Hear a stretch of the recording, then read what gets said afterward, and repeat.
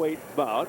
Miguel Angel Gonzalez, the former champion of the black trunks with the gold trim. Roberto Granciosa from the Philippines now makes his home in Honolulu, Hawaii, in the gold trunks with the black trim. Granciosa said he switches both ways, Steve, but stays southpaw during tough fights. He came out of southpaw. My guess is he stays that way tonight. Granciosa told us the key is to counterpunch. That Gonzalez is a slow start. He says, I got to watch out for his straight right. As mentioned, a southpaw, boxer puncher, moves around a lot. Gonzalez said, hey, I've been around a long time. I know what to do, but I've been off the last 5 months. I'd like to get some rounds in, but if the opportunity comes up, I'll go for it. Wise words from a sage man. I saw a tape of Granciosa, said Gonzalez. He said he switches. He's more lefty, very durable, looks strong. He said he's fought 5 or 6 southpaws, and as you can see, Granciosa in the southpaw stance. Well, it certainly doesn't present any mystery whatsoever to Miguel Angel. He's just warming up, trying to find the body right now, and you know, just a feeling out sort of process. Not anything impressive going on either way. You know, Gonzalez likes to loop his shots. His hook is wide, his right hand is wide, even his body shots. He just kind of wings them in and lets them run a long way. He's not a straight puncher, short distance type puncher, but he tell you what, he starts slow, but he's got heavy hands. Yeah, he's like Chavez. It doesn't seem like he's doing anything to you, and all of a sudden it adds up. And this guy does have heavy hands. Miguel Angel Gonzalez. I thought he did a good job with De La Hoya. I mean, you know, De La Hoya is really good. He did a number on De La Hoya's face, didn't he? It looked like De La Hoya was the beaten fighter afterwards, although De La Hoya won it. And Gonzalez, comparisons to Chavez over the years, he looks at Chavez as a springboard to Oscar De La Hoya again, saying, Oscar took my 0 from me, his 0 in the column to the right of the victories. Well, I'd pay to see that again. I think it's a very even match. Well, I'll tell you what, for anyone to say they're looking to use Chavez as a springboard, it had better at least be careful. That is confidence. He isn't obsessed, he told us, with fighting Chavez, but it motivates him. He says, my dream fight, though, is to go for the 140-pound title. And he does not look at Julio as a hero, but he does say he's great for Mexico. Final seconds of round 1.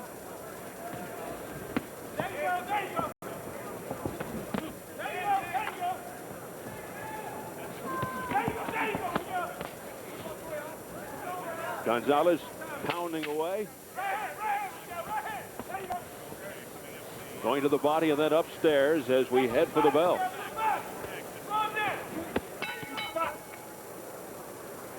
So round 1 is in the books. Moments ago, the main event challenger arriving here at the MGM Grand, and there he is. Mike Tyson, who was very subdued, very low-key at Thursday's weigh-in.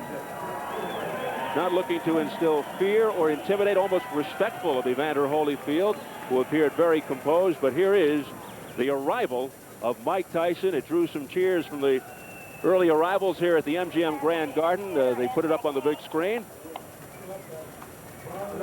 Little wink to somebody on the side. So he seems very cool, as he is just a few hours away from a chance at redemption.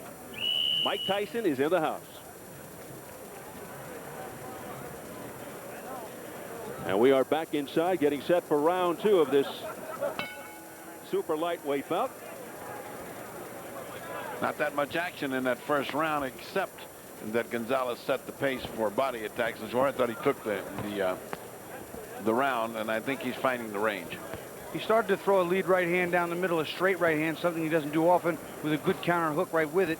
But I'll tell you what, he just leads to the body. He doesn't care about it at all. It's kind of dangerous to do, but he will just drop his hands and fire downstairs.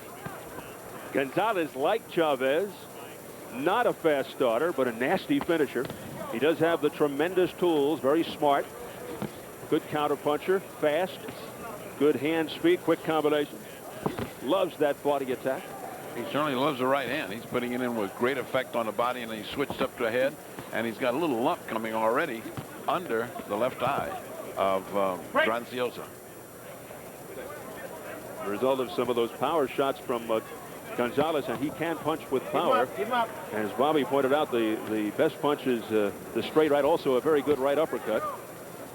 You know, he whips it in there. He leans in and he throws it with some authority, puts his weight behind it. There you see it again. He will dive into the body, and lead body shots are sometimes very dangerous because you can get caught on the way in and the momentum gets used against you.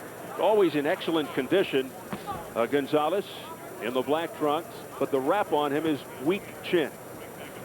And that he's easily hurt and sometimes a little too mechanical.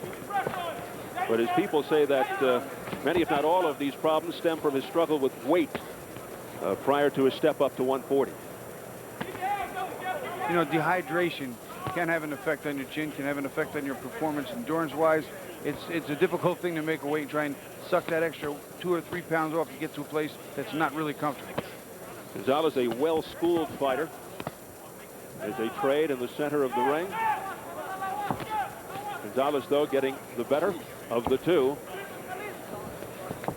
A poing left hook there by Granciosa went nowhere. Our referee keeps telling him to raise him up because these punches, some are going south of the border. And when Gonzalez punches with a lot of power, it could be hurting. Granciosa has 17 losses, 31-17-3, but he told us he's never been down as a pro. Of his 17 losses, only 2 by TKO, the rest by decision. Unrated. 7 of his last 8 wins, if you're looking at the glass half full, by knockout. But he's lost 5 of his last 9 fights. Yeah, he lost his first 3 right off to start, won one, then lost another one. So 4 of the first 5, you know, he's not the skill level of a Miguel Angel Gonzalez, but he's a tough guy.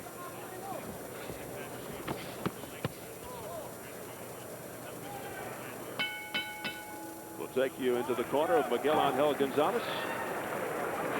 Very good. Muy bien. Deep breath. Use los pies.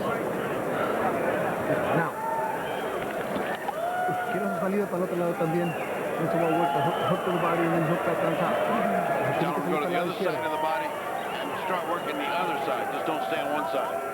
Hook to the body, hook to the head. El ritmo que vamos está perfecto. No se apure nada más. Sigue trabajando. Don't hurry yourself. Just keep on going at the same pace. Steady, steady, steady. A deep breath.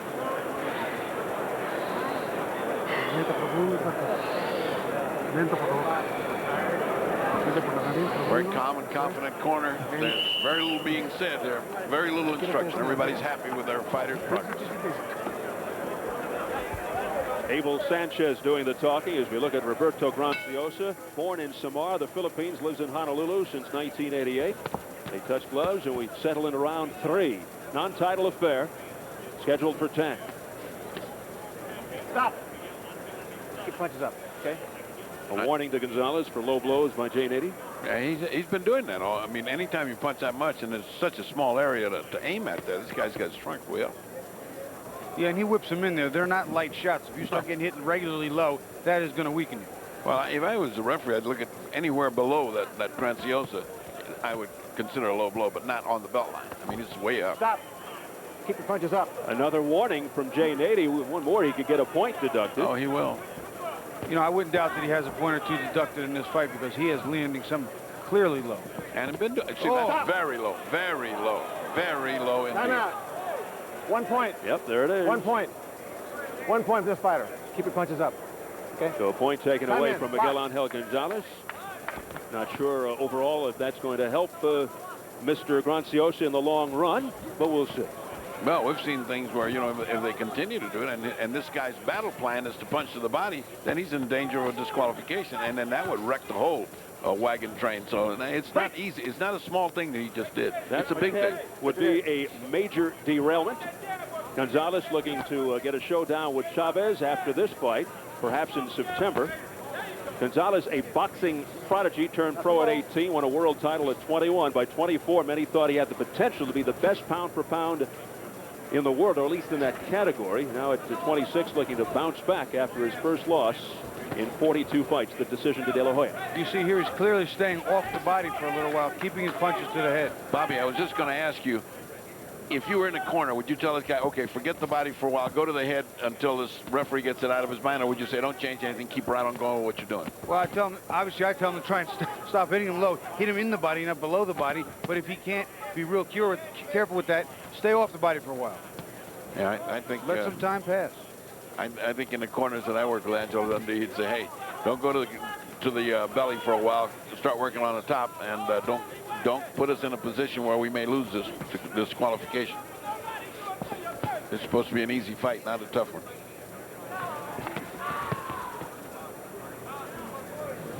Under 40 seconds remaining in round 3, scheduled for 10. Gonzalez continues to go to the body. Oh, look out. And down goes Graciosa from an Delayed early reaction, Steve. 3, 4, 5, 6, 7, 8. Come here. Come to me. Come to me. You okay? You okay? Box. I didn't hear an affirmative action. Final seconds, round 3. Can Graciosa survive the round as Gonzalez, a great finisher over the years, looks to put Graciosa away. Well, I'll tell you what, the headshots are doing better than the body ones did.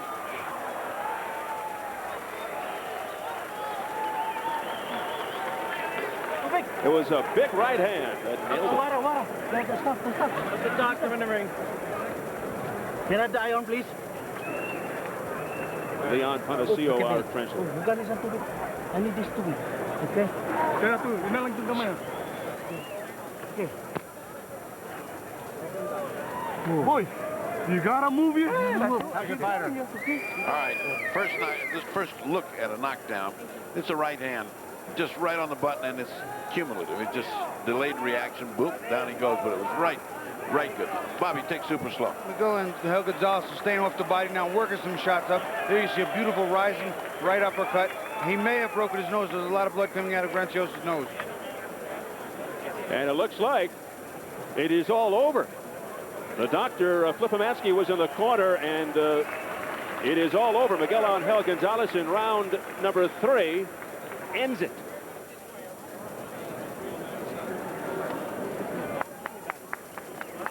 They had a discussion over there in the corner, and there goes Roberto Graciosa, who may have a broken schnoz as a result of that heavy right hand by Miguel Angel Gonzalez.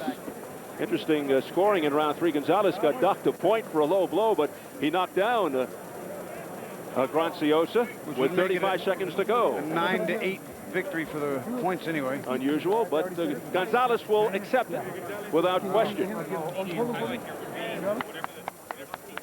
So Roberto Graciosa goes down to defeat for the 18th time. Miguel Angel Gonzalez able to bounce back from his first loss, ups his record to 43-1 with 33 KOs, and hoping he's a step closer to a showdown with fellow countryman Julio Cesar Chavez, perhaps in September, assuming Chavez isn't upset in the next fight. Upset as in losing, or just upset as in not happy? Take your pick. Oh, okay. But upset is in losing. Not sure what Gonzalez proves or accomplishes by beating a man with 17 losses on his record coming into this fight, a relative unknown. But perhaps he just needed some confidence following his first defeat and some work. Didn't get much work, only 3 rounds worth. There he is with his trainer, Abel Sanchez. Meanwhile, Roberto Graciosa goes back to beautiful Honolulu, Hawaii, with a record of 31-18-3. And he's now lost 3 of his last 4 fights, 6 of his last 10. Set for the official time from Jimmy Lennon Jr. Ladies and gentlemen, this bout has been stopped at the end of round number 3. Our referee in charge, Jay Nady, calls a halt to the contest. He's the winner by way of technical knockout, Miguel Angel Gonzalez. So a 3rd round TKO for former WBC lightweight champion Miguel Angel Gonzalez. Quick work of Roberto Graciosa. Just an anxious moment when he had a point deducted because of the low blow, but then he came back strong. Well, we'll be hearing from Miguel momentarily. Coming up next, the return of Christy Martin as we go backstage into her dressing room. Christy and her manager, trainer, husband, Jim, recently mending fences with promoter Don King. Tonight, her first fight since November 9th when she stopped Bethany Payne in the first round of the Tyson Holyfield 1 card here at the MGM Grand. There she is with the husband, Jim, set to defend her WBC women's lightweight title, an unofficial female pound-for-pound championship, against Andrea DeShong, who handed Martin the only defeat of her professional career. And she is winging away at husband Jim. So right now we're set for post-fight reaction from our first bout to the fight doctor. Congratulations, muy bien hecho. ¿Tú pensaste que te iban a quitar el punto porque lo diste bajo? Bueno, definitivamente creo que fue un poco, siento que fue un poco justo y un poco injusto porque creo que el peleador tenía un poco, de verdad, ligeramente arriba del cinturón y de alguna manera creo que me ayudó bastante para percatarme de no volver a hacer el mismo error o que me volvieran a quitar otro punto. Yes, and the question was, do you think it's right that they took a point away? And he said, yes, it was right. In a way it wasn't because his trunks were so high. However, he also said that he was glad that they took it away because it stepped up his attack on the head and finished him. ¿Y sabes qué? ¿Piensas el próximo? Sí, definitivamente creo que lo tengo en mente. Desgraciadamente no nos ha dicho una fecha ni el lugar oficial el señor Don King. Creo que no nos quiso distraer para este compromiso, que él quería que saliéramos bien nuestro compromiso. Posteriormente yo creo que vamos a tener una junta con él y mi promotor Don King va a decidir finalmente dónde y cuándo va a ser la pelea. All right.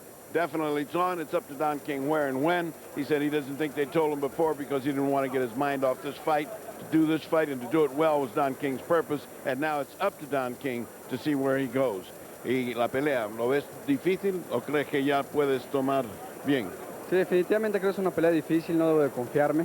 Prueba de ello es que después de este compromiso me voy a meter muy pronto al gimnasio, pensando en que en cualquier momento puedo hacer la pelea, y creo que definitivamente es un peleador difícil, Julio César Chávez, ya que tiene mucha experiencia, ¿verdad? Quizás me triplique en cuanto a peleas, pero creo que de alguna manera se balanza se nivela la balanza, él con juventud, experiencia, y yo con muchas ganas, con juventud y con muchas ganas de ganar el campeonato. All right, he says you can't ever underestimate Julio Cesar Chavez. Still a great fighter, still a great guy. He thinks youth will take it, and he's looking forward to the fight because he thinks he can beat Julio Cesar Chavez. And now we return to Steve Albert at ringside. A Chavez-Gonzalez matchup even today might fill up Azteca Stadium in Mexico City. All right, Ferdy, let's take a look at the online scoring results from our initial bout. Here's the way the online voting for the fight went through the HOLYFIELDTYSON.com website. Very evident, very obvious. 3 rounds to nothing for Gonzalez. If you took part, thank you very much. The online voting will continue with the start of our next bout. Christy Martin versus Andrea DeShong. Bobby Ches, how about keying in on our first fight as we go to the telestrator? Miguel Angel Gonzalez is what he's doing. He's stalking his man. He has not been able to, he's not punching down here anymore. Nothing down here, nothing low. He's now taking his punches. He's bringing them up. He's got the right hand and the left hook over here. You'll see as the tape rolls, he stalks him, pushes him back to the ropes, and he catches him with a nice rising right uppercut, but he's keeping his punches up. That one's up in the mid-chest area. Everything not low. And now you'll see the right hand. And down he goes with a delayed reaction. The punch probably broke his nose because it seemed to be bleeding quite a bit, but good clean shot, 1 punch knockout.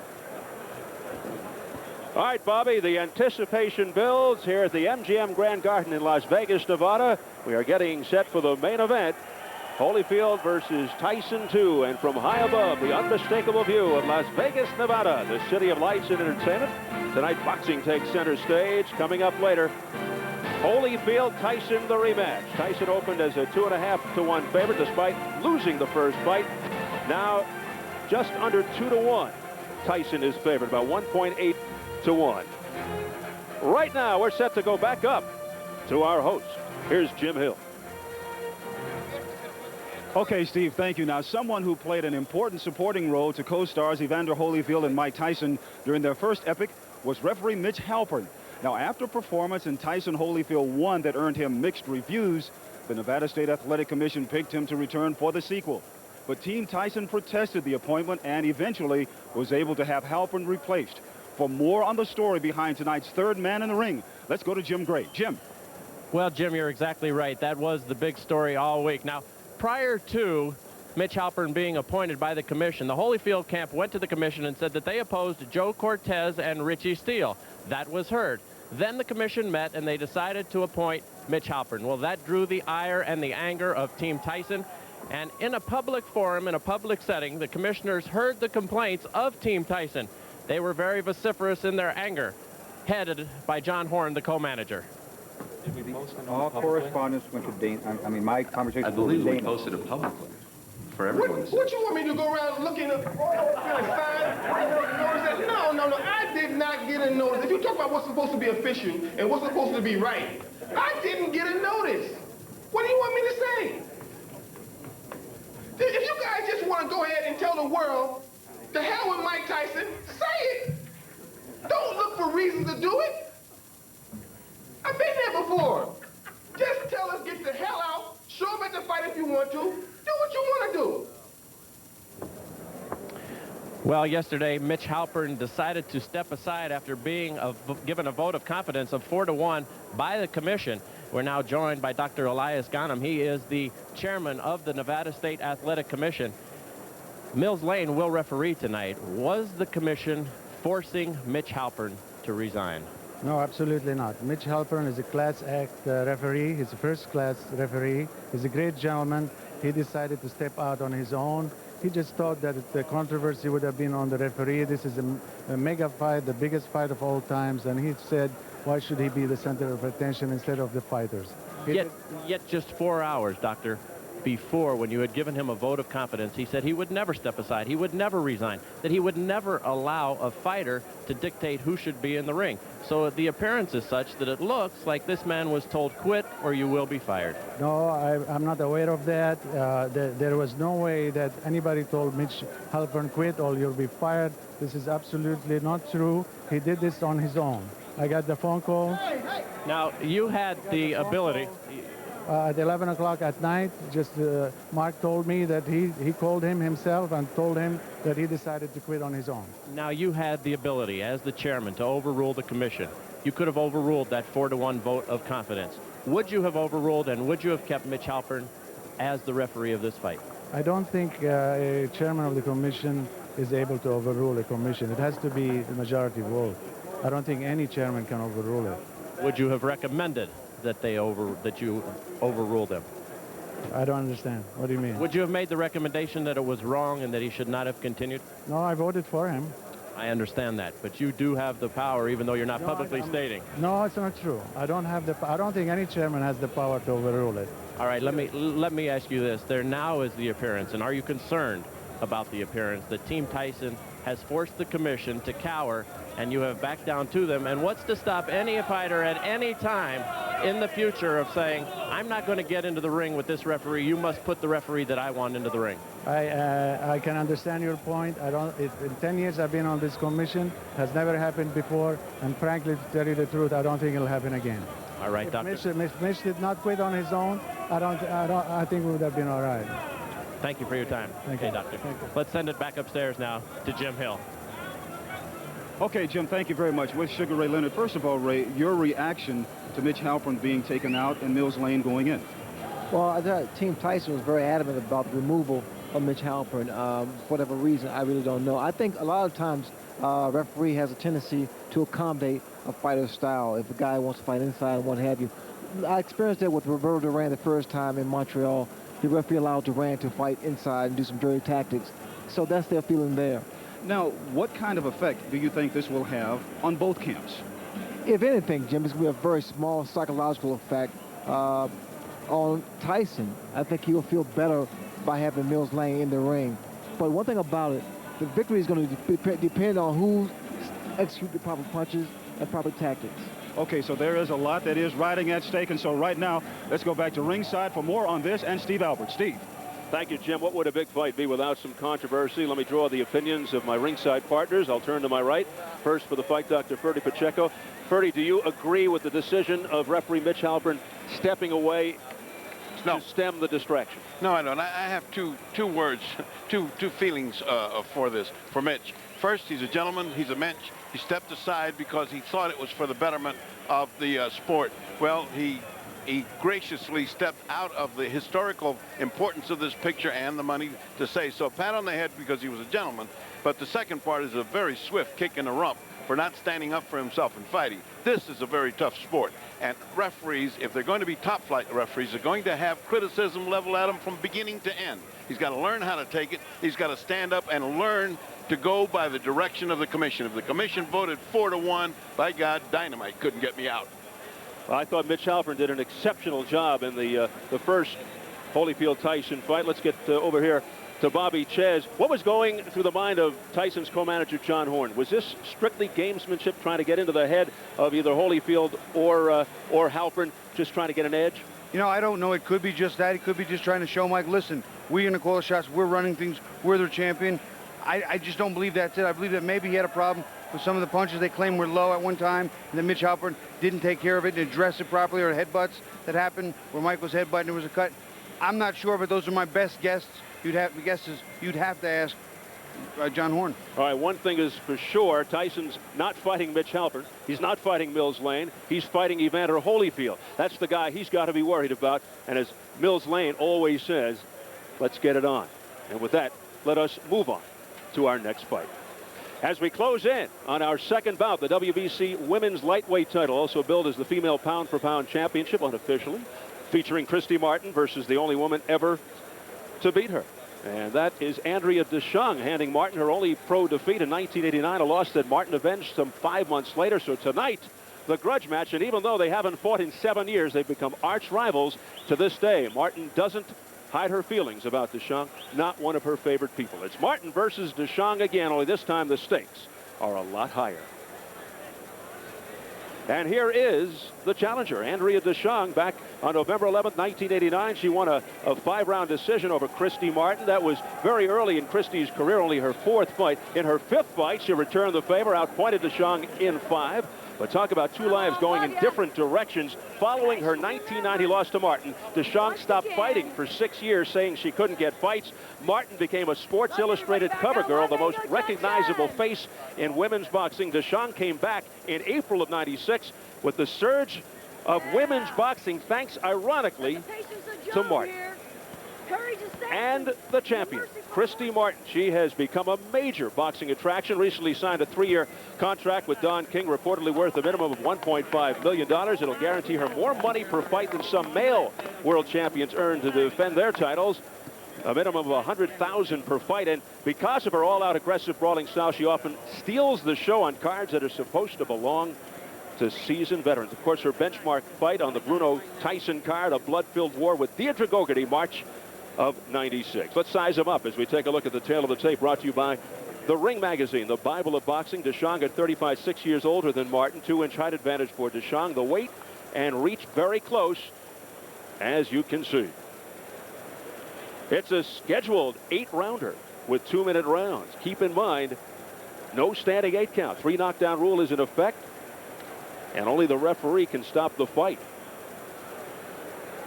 A fighter cannot be saved by the bell except in the final round. If an accidental foul occurs before the end of the 3rd round, the fight's a technical draw. After the end of the 3rd round, they go to the cards. Incomplete rounds not scored, are scored. So here at the MGM Grand Garden in Las Vegas, Nevada, we're getting set for Christy Martin, Andrea DeShong. The introductions from our ring announcer, Jimmy Lennon Jr. Well, fans, it's time for our women's lightweight special attraction coming away and brought to you by Don King Productions and King Vision in association with Showtime Event Television, the MGM Grand and Gold Premium Beer. This bout coming away is sanctioned by the Nevada State Athletic Commission. The judges as appointed, Carol Castellano, Art Lurie, and Paul Smith. Our referee in charge of this bout, introducing Kenny Bayless.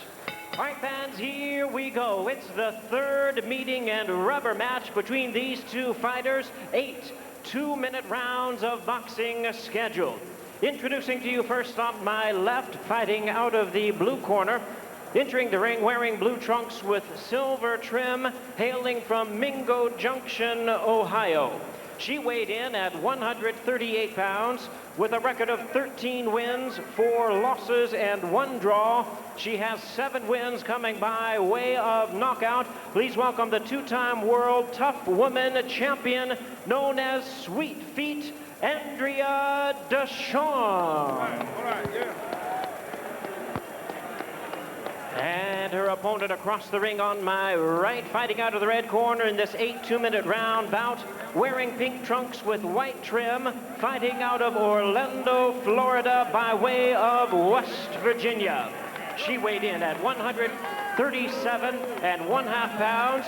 Her record stands at 31 wins, 1 loss, 2 draws, 25 wins coming by way of knockout. She has captured the boxing world by storm. Please welcome the women's pound-for-pound champion, known as the coal miner's daughter, introducing Christy Martin. Once again, Kenny Bayless, our referee in charge.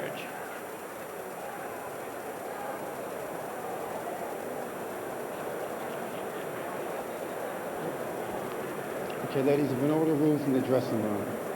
I want to caution you to obey my commands at all times. In the event of a knockdown, the boxer standing is to go to the furthest neutral corner and stay there until I ask them to come out. If your mouthpiece comes out of your mouth, you keep fighting, and when the action slows down, roll call time, and get the mouthpiece back in your mouth again. Keep all your punches up and in front. Good luck to both of you. All right, let's go.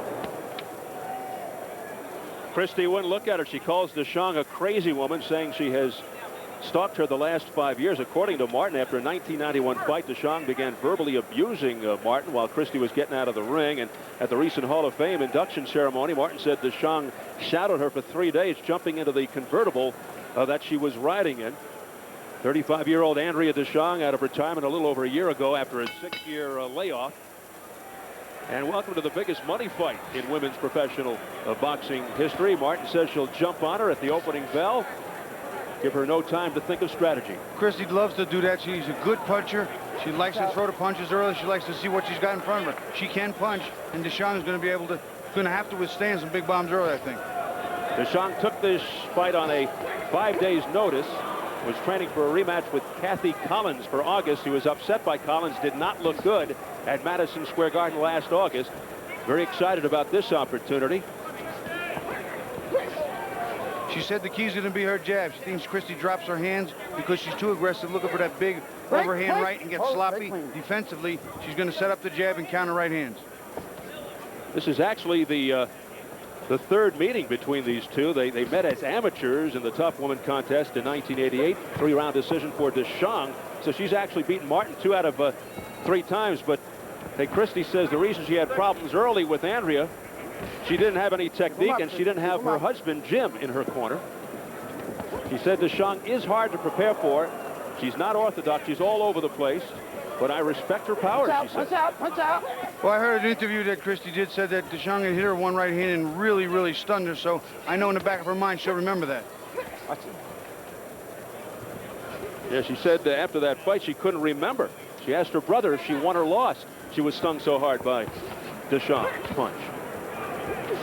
2-minute round. Christy works the body very well. She loves to work the body and come up. I love the way she does that. DeShong right now holding her own. A very close round. An edge right now to Christy. Biggest problem in the past about Christy, her defense, but she says she's improved it. Also working on the jab. The women generally work so hard to perfect their boxing skills. Oh, here comes the brawling tactic. Right hands landing by Christy Martin. At the bell.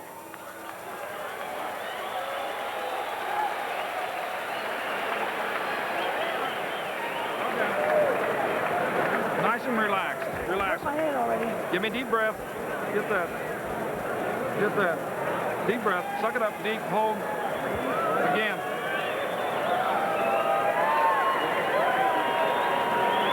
More water.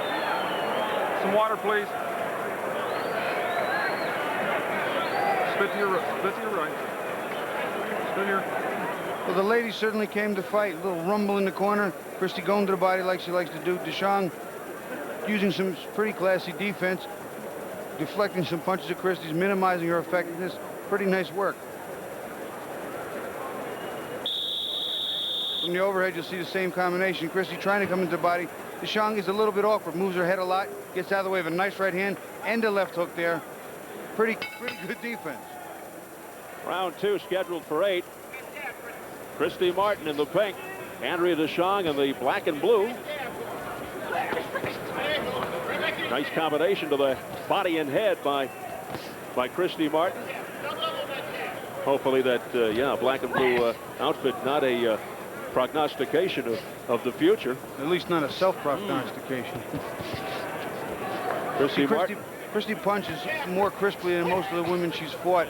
TYSON has some nice punches, but she doesn't turn into them quite the way Christy does. Christy called the Mike Tyson of women's boxing. Look at this exchange here. Both of them go winging towards each other.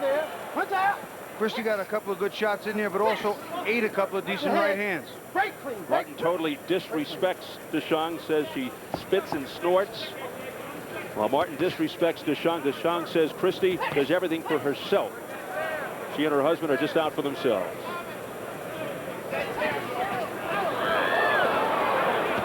Martin digging into the body with lefts and rights. Now the uppercut. Some blood from Martin's nose. We've seen that before. Yeah, she said a bloody nose is not a big deal. People worried about it. I think a mouthpiece or something just went flying out. Unless it was one of those things holding the hair together. Those words stemming from the Deidre Gogarty fight with Martin. Well, Christy has a good bloody nose. She ran into a couple there, and TYSON landing that right hand with some regularity, maybe getting even in this round. And the crowd reacting as TYSON scores. 20 seconds left in the second. Here's the jab by Christy Martin with the left hand. Martin all bloodied from the nose.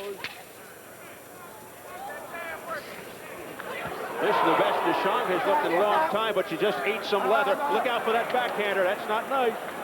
That's the slap.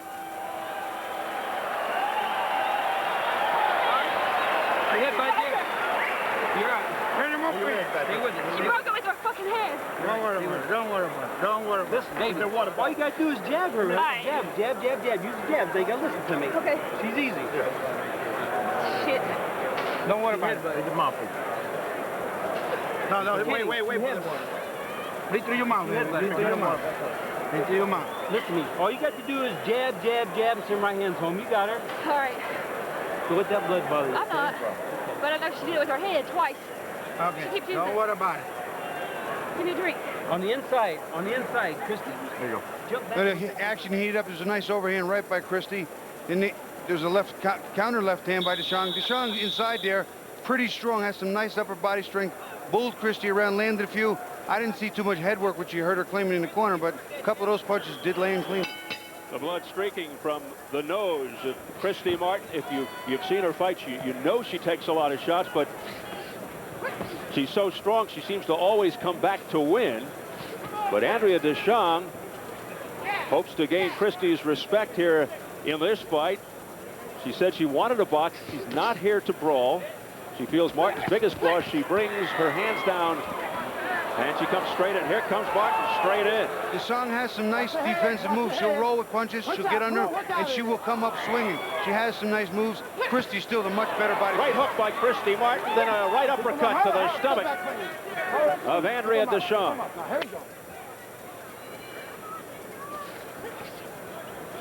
Martin continues to press the attack, applying the pressure on TYSON. Left hook to the jaw. But she missed with that overhand right as TYSON ducked.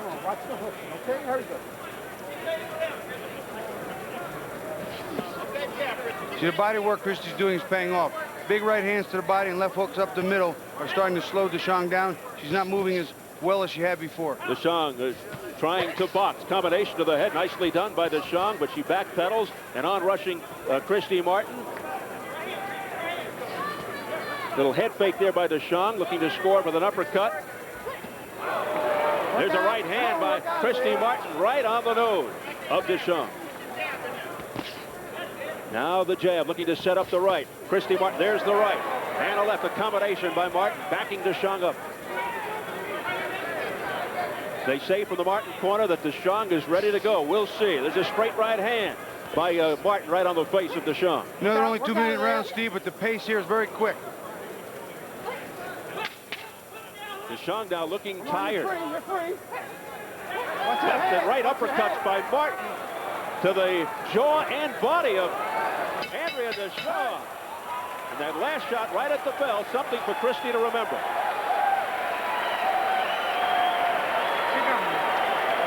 Good crowd, good. just Good stop job. You already. use that jab and you're hurting her downstairs, okay? Yeah. Use the jab and go downstairs. Then come with the hook back on top. All right. Breathe through your mouth, honey. Breathe through your mouth. Breathe your mouth.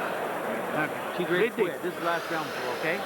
Just don't get caught with your right hand. Keep your left hand Breathe up. through your mouth. Don't worry about it. Now listen what I got to say.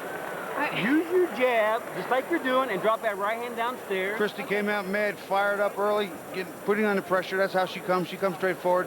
Big looping right hand, not real effective, but she's pressing the attack. Deshawn's trying to get out of the way. No matter where she goes, Christy is there waiting with some punches. Deshawn's got some tricks too. There's a nice overhand right and the left hook counter. She steps off. Nice moves. They're really not bad moves at all. Bobby, could the long layoff of Martin be affecting her? Well, you know, the long layoff can always affect someone. It's what you did in preparation to get here in the gym, if you got the right sparring, if you got the right work. But long layoffs tend to make people a little off in timing. Martin's shirt was pink when they started. Got a lot of red in it from her own blood now. Body shots by Deschamps, answered back by Christy Martin. See, Deschamps is very sneaky. She leans in real nice. She turns with her weight, but Christy's still a bigger puncher. Pulverizing punches by Christy Martin right above us.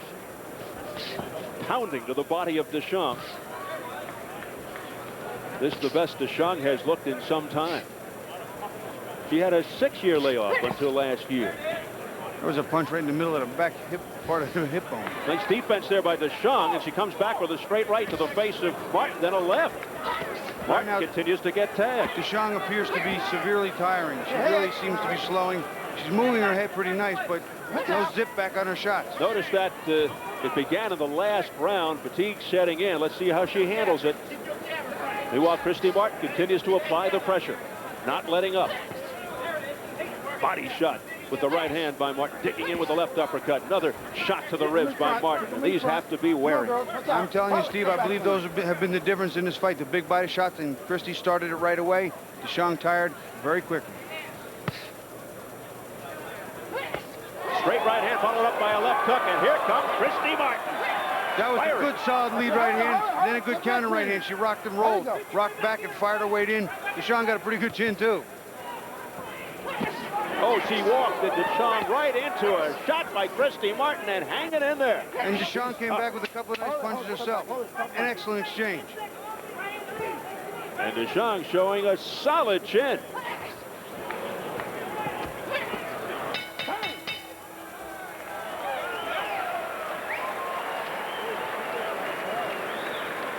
Step back. Suck it up. Water. Don't talk to me. Just close your eyes. Good round. Good round. Deep breath. Give me deep breath. Watch this. Stop leaning to your left. You run into right hand. Watch leaning to your left. You're catching the right hand. You're getting caught in between. Stay in a D2. Okay? D2. Stay D2. And get the stick. You beat her with the jab. When you're inside, when you turn her back, you need some cold for those. All right.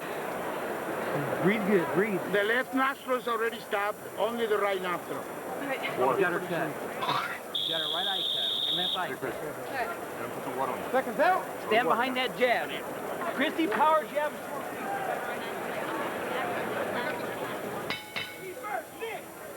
4 complete into the 5th. This is typical of Martin's fights as we reach the halfway point. Fatigue going to be a big factor now. You're halfway, and if you're running out of gas, that is really, really a bad place to be. Deschamps' mom called her, offered her advice from Ohio.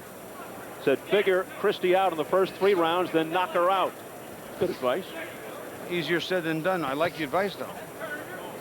Andrea's mom, Cena. Pace has slowed just a little bit here. Christy biding her time. Oh, beautiful right hand by Christy Martin. And then Martin walked right into a right hand by Andrea Deschamps. We're seeing some furious exchanges here. The body punches and the difference in power is what's making this fight for Christy. She really is working the body well, and she's a better puncher. Lunging left hook there by Christy Martin, then digging in with the right uppercut to the body of Deschamps. Punch it out. Punch it out.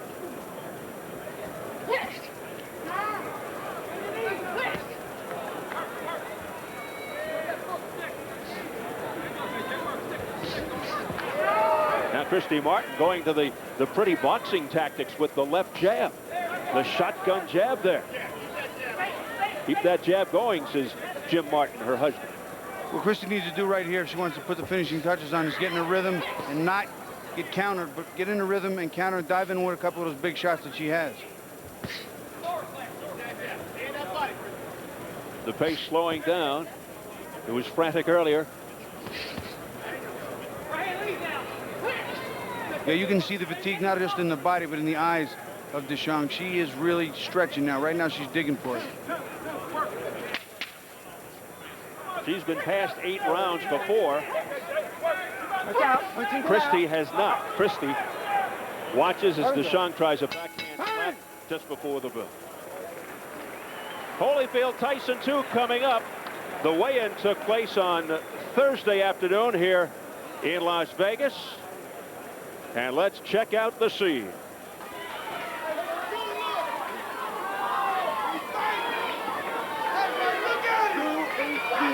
Mike Tyson weighs in at 218 pounds. 218 pounds.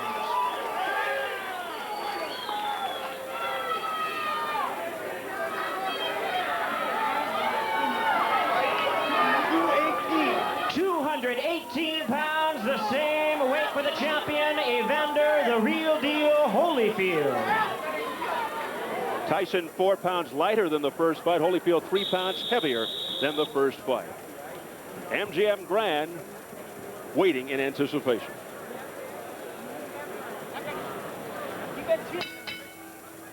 Round 6 scheduled for 8.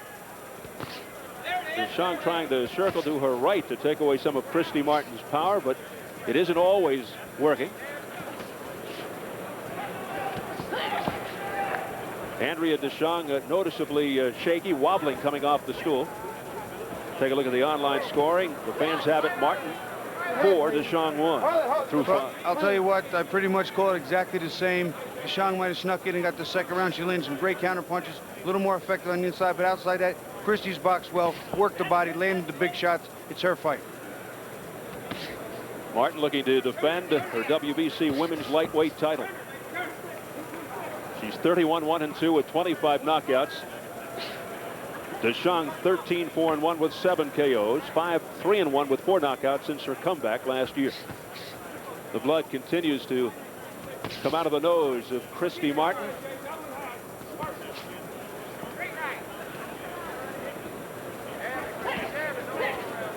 Watch out, Martin, get out.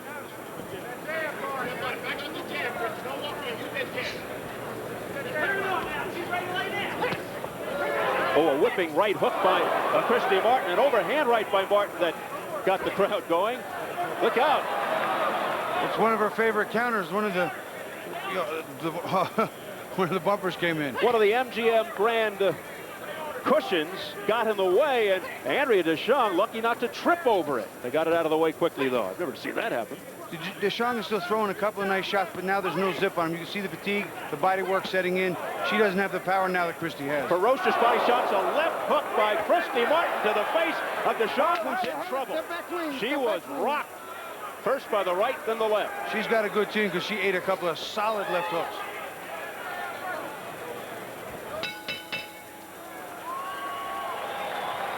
A wobbly Andrea DeShong returns to her stool. Drop down. Water. Breathe deep.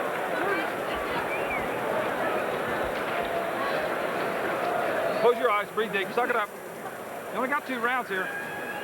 Oh, I'm sorry. I got her. You're fine. She's okay. Yeah, I got her. That's Christy's watch. Breathe deep. Breathe deep. Breathe deep. A little water. Y'all just do your job. How you doing, darling? Okay. All right. Here you go. Look Hold at me this. real close.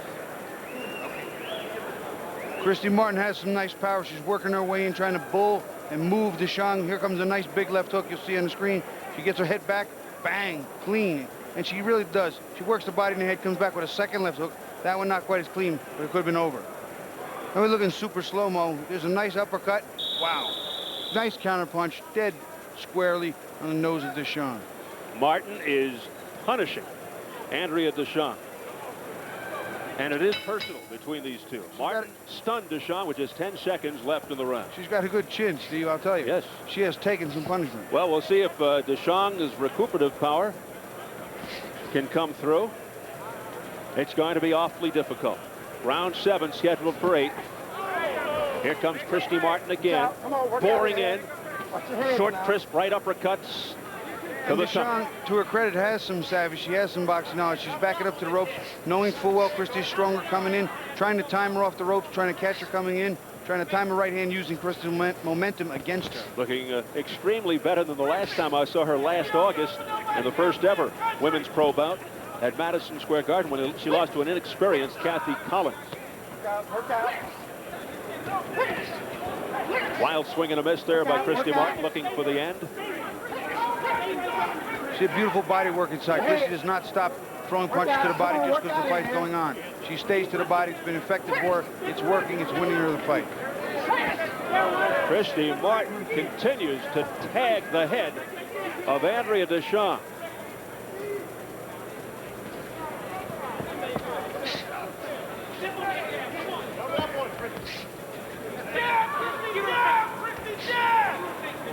Deschamps showing a lot of heart here, hanging tough. Straight right, Deschamps got it in there, but Martin once again, as per usual, will eat a lot of leather. And she did, and she fired right back. As soon as she got hit, she reacted. That's what a smart fighter does. Here's the jab, look at that. A picturesque jab, and that gets a rise from the crowd. Christy Martin. Time being called. 4 unanswered jabs there by Christy. Kenny Bayless walks Deschamps over to Dr. Flip Pomansky. And it's way blocked. That's it. You saw the look on Deschamps' face. Christy Martin victorious over her arch rival, Andrea Deschamps, who does not agree with that decision.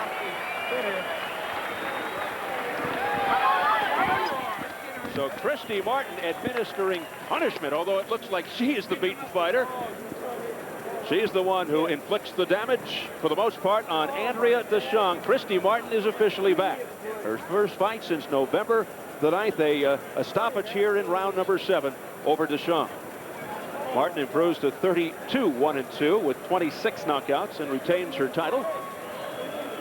The question for Christy Martin as she gets wiped off there, clean off the blood, what's in her future?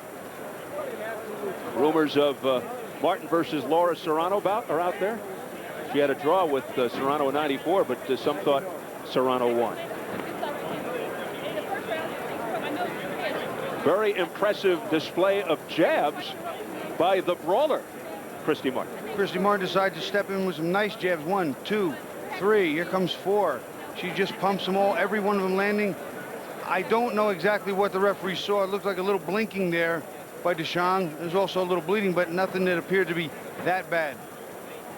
From overhead, we'll see those jabs get stuffed in clear and clean, right in the face. 1, 2, 3. She steps into the 4th one. Every one of them landing, not all of them landing to their maximum, but every one of them accurate and on target. Here's an extreme close-up of those jabs squarely in Deschamps' face. She eats the first one. Christy steps back, fires the second one. A third one, a 4th one, and all 4 of them do land, and a 5th one. She pumps them well. She really uses that jab well. Like a machine gun. There's Christy. Does she give Deirdre Gogarty a rematch? Although Gogarty only around 126 pounds, Martin 137.5. Here's Andrea Deschamps, who was upset when they stopped the fight, but she was punished in this fight. I don't think there's any question about that, but hung in there, showed a lot of courage and a good chin. The only punch I felt was that one right here. We're just about set for the official time as we go into the ring, and our ring announcer, Jimmy Lennon Jr. Left hooks didn't hurt me. First straight right. Ladies and gentlemen, we have a time of 1 minute 43 seconds of round number 7.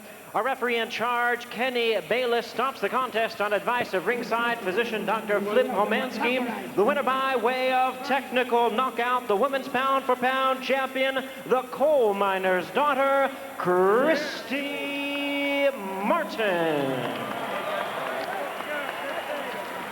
So Christy Martin is back. I'd love to see a showdown with the Dutch fighter Lucia Riker, maybe even Kathy Collins, who beat Andrea Deschamps.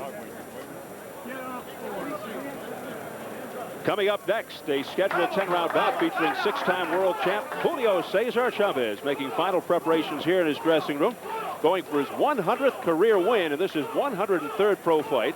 And at age 34, hoping to climb back into the championship picture, he'll take on Larry Lacourciere in our third bout of the night.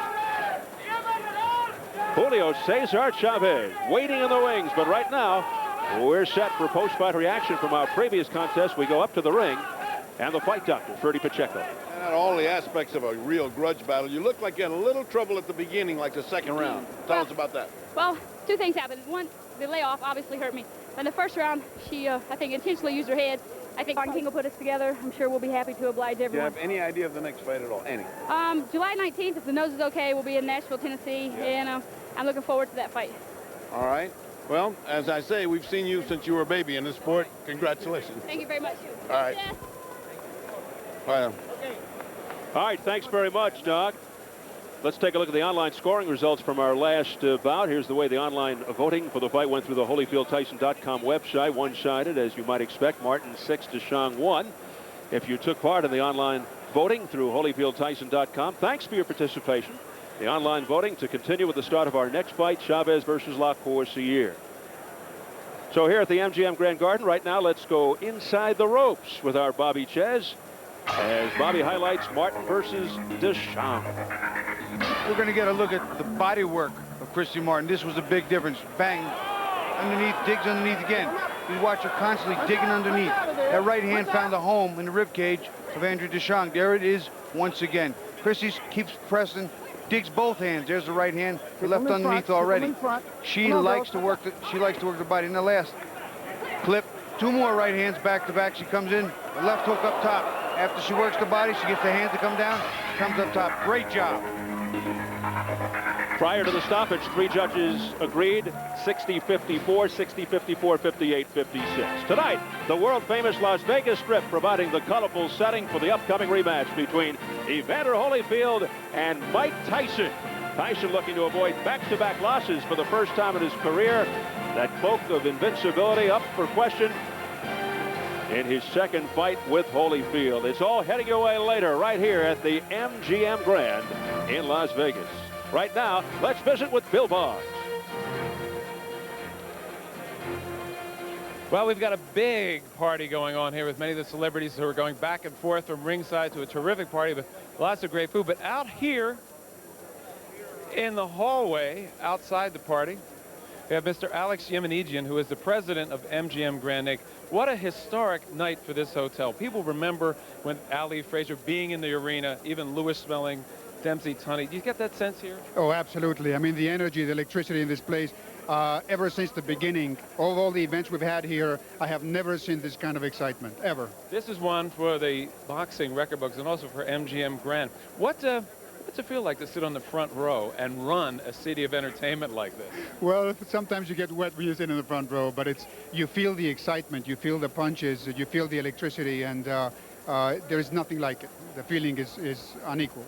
Mr. Yemenigian, you should be mayor of this place, not the president. What's next for the MGM Grand? Well, the 4th of July weekend, we have Michael Flatley and Lord of the Dance. And then between then and the New Year's, we have the Bee Gees, Fleetwood Mac. We have Jimmy Buffett coming, the Rolling Stones. And then in December... The Stones are playing MGM? Yeah, the Stones are coming again for the second time. Wow. And then in December, we're going to wrap it up with Reba McEntire on the Fox Billboard Awards. Well, thank you very much once again for being our host here at the MGM Grand. The sister company of MGM Grand Inc., MGM UA, has released this man's new film coming out soon, Hoodlum. Lawrence. Yeah, I want a prediction, Lawrence Fishburne. As you look into the future, you know both these men. What do you think? Can Tyson turn back the man who conquered him? I'll have to consult the stars, the heavens, the moons, the bells, the beads, the feathers, and in fact, every person that comes through the doors to really. Well, you know both these guys. What do you think? With both of these gentlemen, and they're both fine fighters. They're both great champions.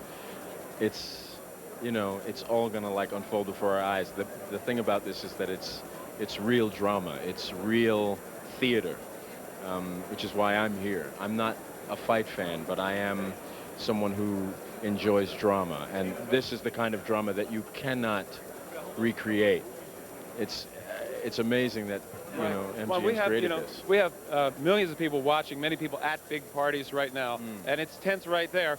Here are some of the celebrities who came in tonight, and we were able to snare them to get some of their predictions about Holyfield, Tyson 2. Let's see what they thought. Check this out. I think Tyson in 3. Knockout. I think Holyfield's going to do it. Because Mike Tyson needs to win in order to have a career, he will win. If he loses to Holyfield twice in a row, he's history. Holyfield in the 6th round. I think Holyfield's going to win again. I think Holyfield's going to win in the 8th. I believe Holyfield's going to win again. Mike Tyson can still really fight and knock people out. And I think he's going to knock Evander Holyfield out inside of 3 rounds. I think you're just going to see a great fight. Nobody knows what's going to happen. It was an incredible fight last time. It's going to be a great fight this time. Okay, opinion divided. I know the vibe is intense. Back to Jim Hill. We're waiting. Okay, Bill, thank you very much. Now, in their first encounter, Evander Holyfield was a long shot that paid off and hit boxing's biggest jackpot. Concerns about his health and fading skills convinced many that the former champion would fall easy prey to the savage attack of Mike Tyson. But inspired by faith and a commitment to a brilliant game plan, it enabled Holyfield to silence his critics and emerge victorious. So now let's take a look back and re-examine how this determined warrior drew first blood in their first meeting.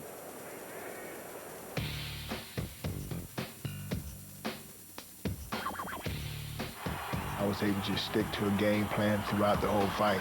I truly believe in all the fights I ever fought, this had to be the most complete fight. I didn't have no game plan. It's the most unbelievable thing I've ever been privileged to witness.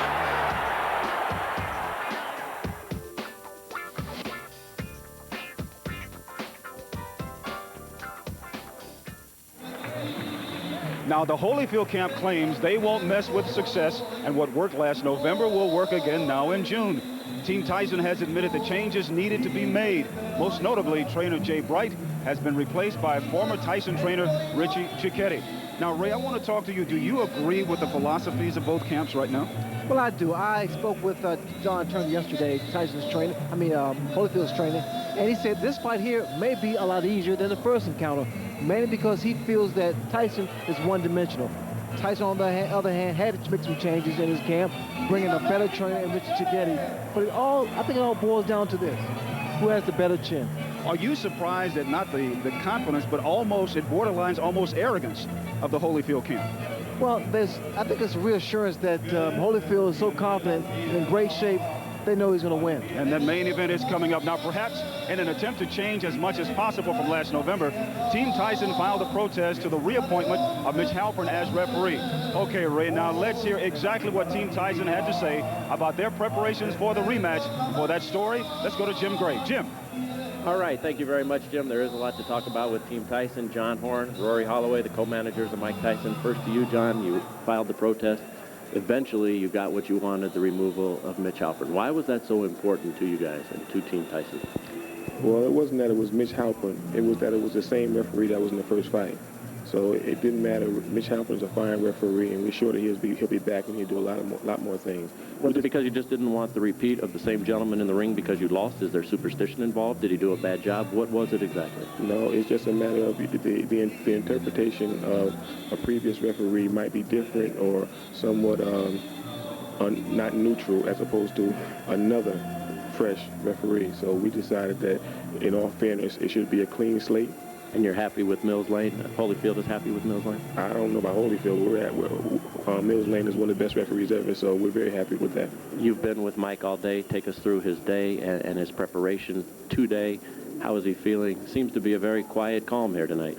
Mike knows what he has to do. He's been here in these situations in his mind for so long. He's been prepared for this whole game of boxing for almost 20 years now. And this is just another card he got to pull out of his deck that he's learned all this time. And I'm sure tonight is going to be a wonderful night. Let's bring in Rory now. Rory, the change from Jay Bright to Richie Giacchetti. How much impact will that have tonight? Well, it's going to have a great impact. I think the most important part is the chemistry between the trainer and the fighter. Communication is very important, especially in that ring. Although Jay Bright is an excellent trainer, he's a brother of ours. We love him dearly, and I'm sure he's with us tonight. Rory, of all the people, you have Mike's ear. Is Mike nervous and anxious about tonight? Does he feel his career's on the line? Well, I'm sure he's anxious, nervous. He's probably a little nervous, but you know that goes with the territory. If he wasn't nervous, then I would be upset. All right, Rory, we appreciate your time. Thank you. All right, let's send it back now out to Bill Boggs. Thank you very much, Jim. We're here with the Reverend Jesse Jackson. Earlier in the evening, we had the commemorative 10-bell count, remembering Dr. Betty Shabazz, who just passed, and some other recent tragedies. What significance would you like to add to this, Reverend Jackson? In so many ways, this is the other side of the personality of Don King that's kind of underexposed. You know, Don has been married to one woman for 40 years, has children, grandchildren, and very sensitive to the violence and wants to do something about ending the violence. And so the death of Betty Shabazz in such a violent way, a kind of crown jewel of a person, has touched all of us deeply. She'll be commemorated in New York tomorrow. Bill Cosby's son, Ennis, the young. Senseless highway, random harm. Right, the young and the innocent, and Jonathan Levin. Another case of a teacher whose love and whose care just became infectious, and it touched on in a very special way. At the last big fight, Tupac Shakur was here, and Notorious Big were here. And these talented young artists are gone now. And so Don wanted to inject into this great secular event with all of this focus here on fighting and monies and stars and secular, the sacred. And so I thought it was just so appropriate to appeal to the artists who are here, the writers who are here, the rich, the famous, the powerful. We must all join to build bridges and to heal the breach and stop the violence. Well put. Thank you, Reverend Jesse Jackson. Well, I want to thank you for giving us a chance to share. But again, I think that it says something very special about Don King, putting this emphasis even on a night like this. Thanks, Jesse. Thank you very much. Back to Steve Alpert at ringside. All right, Bill, 6-time world champion Julio Cesar Chavez and relatively unknown Larry Lacoussiere on tap.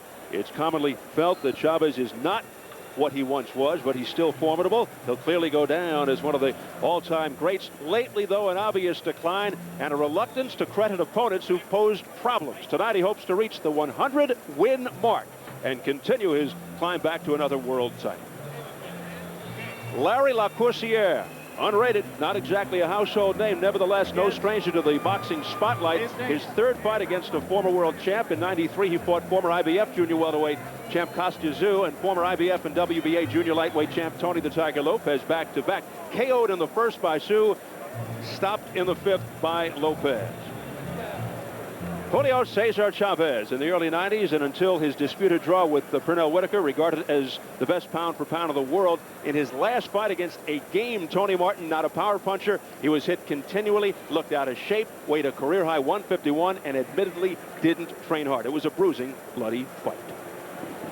Let's show you the numbers. We go to the tail of the tape, brought to you by the Ring Magazine, the Bible of boxing. At 34, Chavez 3 years older than Lacoussiere. The 4-inch height advantage for Lacoussiere, and both over the 140 limit. Nevada rules again apply. We'll take a look at some of the key rules for you as you look along with us. No standing 8 count. The 3 knockdown rule is in effect. Only the referee can stop it.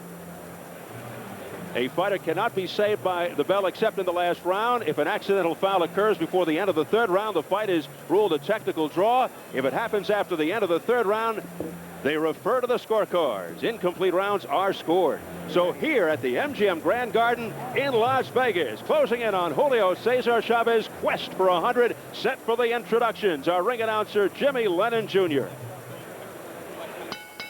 Well, fans, at this time, we present super lightweights in action in this bout coming away, brought to you by Don King Productions and King Vision in association with Showtime Event Television, the MGM Grand and Gold Premium Beer.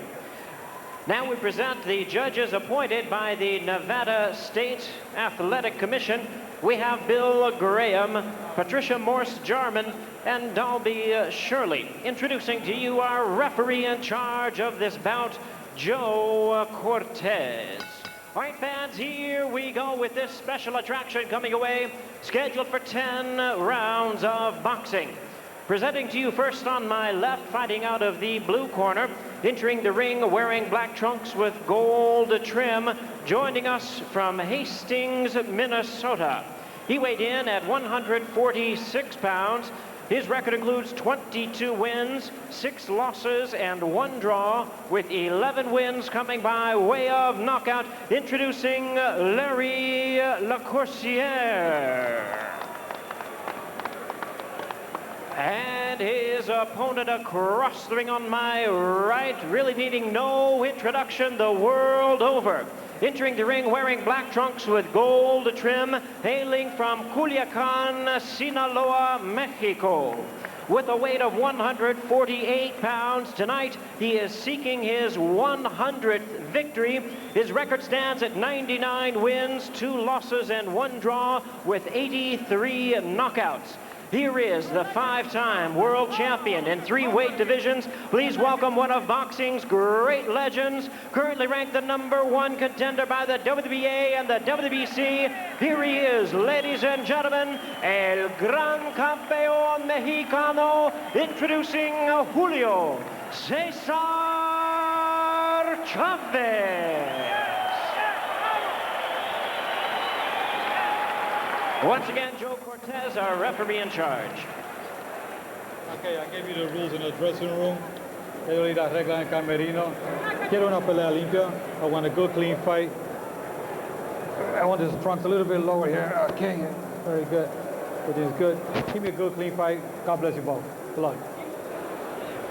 Recently, I heard Oscar De La Hoya, a man who's beaten both Chavez and Miguel Angel Gonzalez, say that Chavez is still strong, fast and intelligent, but speed overwhelms him. Lacourciere told us he intends to use his speed tonight.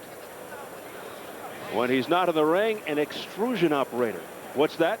He does vinyl weather stripping for windows when he's not fighting. Also a frequent marathon runner. He's completed the 26-plus mile course in just over 3 hours, so we can at least eliminate stamina as a potential problem. He might have some others, though, against Mr. Chavez. Chavez has come out uncharacteristically quick. Come right in with a big left hook, pressing the attack a little faster than usual. A notoriously slow starter. Looks a little bit better than he has. He's been had a tendency to come in with kind of a little bit of beer fat around him, and he looks like he's pretty trim now compared to the last 2 or 3 times I've seen him. I think he's anxious to get his career back up to 100 and then ended up with big fights rather than these smaller fights. Well, he's down to 148. He was 151 plus, and he'd been a little bigger than that, so he's not really what we would call trim yet, but he's trimmer. Yeah, I mean, there's a difference between what he used to see, was beginning to look middle-aged. Lacourciere told us he'll start out cautiously. The jab will be key. He describes his style as finesse, idolizing Sugar Ray Leonard. Uses lots of speed and jabs. Says speed and movement is the key to beating Chavez, especially over the last few years. He says, I won't stand in front of him, or at least I'll try not to. And Lacourciere can't run. He's completed 3 marathons. That's a long time. The marathon's a lot of miles. Yeah, he's on a marathon right now. He's been running around like he's a long-distance runner, but he's got to stop and fight here. No matter how well he runs, too, Steve, he's going to have to stop, stand, plant his feet to fire if he's going to be effective. Once he starts feeling Chavez's thumping hooks to the side, and that's what he's so great at, and then coming up with a hook to the head, it's a different race all of a sudden. Remarkable 17-year journey for Chavez, went 87-0 before losing. The record for the longest win streak from the start of a career. Stands alone with the most title fights won at 31.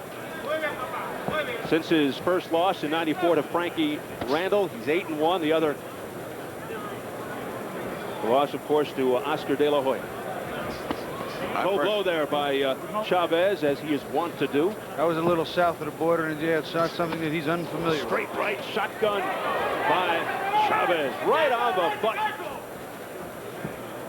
Right on the face of Lacourciere. Yeah, Lacourciere hasn't got a big neck at all. He doesn't look like he could take a very good big punch like this guy. He looks more like a guy more at home with a fencing sword in his hand, doesn't he? He looks like a pirate. He's very thin, very thin. And he's doing his fair share of moving. The action at this pace will get the crowd into it any minute now. Final seconds of round one. It's scheduled for 10.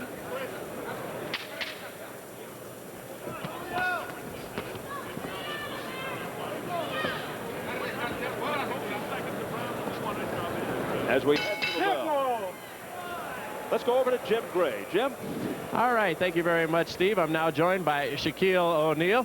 Shaquille's a big fight fan. Shaq, you're a Mike Tyson guy, aren't you? You're here to see Mike. I'm here to see Mike, and I'm here to see Evander. You know, I just want to go out and wish both of those guys well, and I really don't want any of those guys to get hurt. I just want to see a good, clean fight. Shaq, now you have spent some time with Mike and so forth. What has he told you about this fight? How much has it eaten away at him over the past several months since November?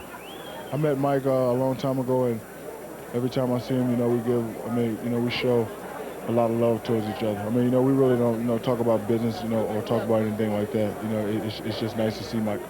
An event like this, does it compare to anything that you see in the NBA, or is it so totally different with everybody here? This will probably be like the Game 7 of a 3-3 finals. Game 7 on the line. All right, Shaq, we look forward to seeing you next year with the Lakers. Eat at All-Star Cafe when you come to Vegas. Oh, yeah, right. All right, let's send it back out to Steve Albert. Getting a little plug in there, too. Round two. Not too many punches connected from either fighter in round one, but Chavez did score with a straight right 210 in to probably win that round. Well, he chased the other guy. The other guy wasn't doing much fighting. Le Corsier is more intent in getting away than getting there. So you can't win rounds like that. And it's a question of time before he comes down off that bicycle and then starts to feel the real punishment of Chavez, who has heavy hands. I suspect if he can run a marathon that this bicycle may not end in anywhere in 10 rounds. But he has to stop playing his feet to punch. He can't win without punching, so he has to stop somewhere along the way. Look out. Chavez normally relying on the accumulative effect, wearing his opponents down, then going in for the finish. With Julio on the verge of 100. In case you're wondering, the most wins by a boxer in the modern era is over 300. A guy named Hal Bagwell, a club fighter during World War II. He must have been fighting in the morning and in the evening.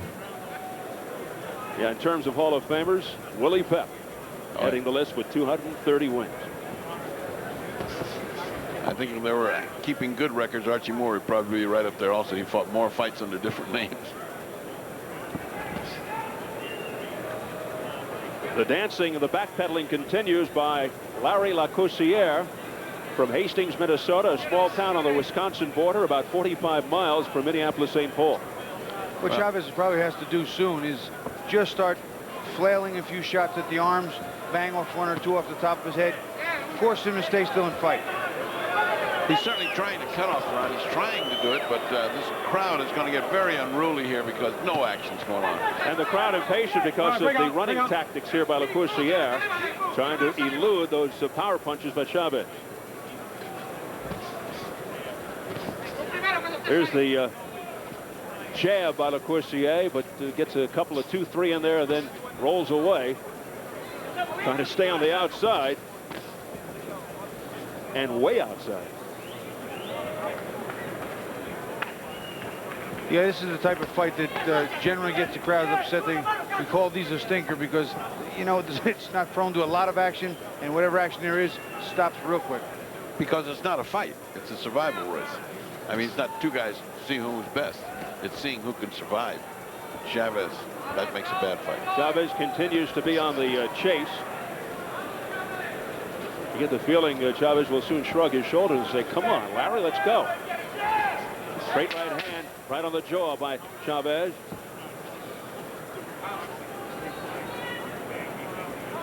He's getting disgusted. Yeah, he's very frustrated. A wide left, he hits after the bell.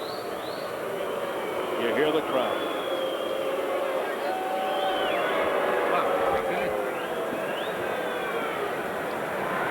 Tú no te vuelvas loco. Cuando entres, trata de meter 3 o 4 manos. Pero no te tires ni nada. Si ella se parará. There's nothing to do but try to come in with your punches. Don't get wild. Don't get wild. One punch at a time. It's all right. Si no, no tires. If he's not there, don't throw it. So wait till he's clear and then throw the punch. La derecha igual, volada también. Pero cuando estés segurito y bien plantado, Vamos. He doesn't seem too disgusted with the whole thing. He's winning easily. He's not getting hit, but pressure will tire him out. Keep the pressure up.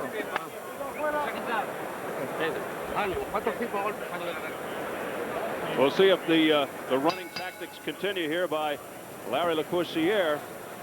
Well, I don't see what else he can do. I mean,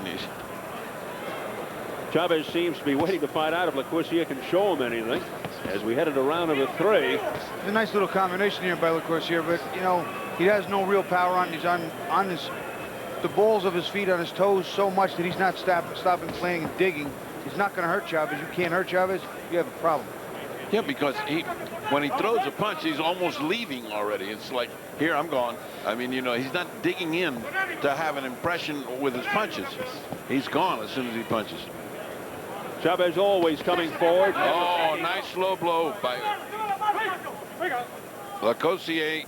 Nice low blow, and on the other side of the referee didn't see it, but you could see it on Chavez's face. He made a face like this hurts. Chavez a little on the angry side right now. You can see that in his face. Yeah, he's an angry. He gets angry, Chavez. He gets mean. And he gets ferocious. Yeah. And he really goes to the body. Combination by LaCourciere. Duck under by Chavez.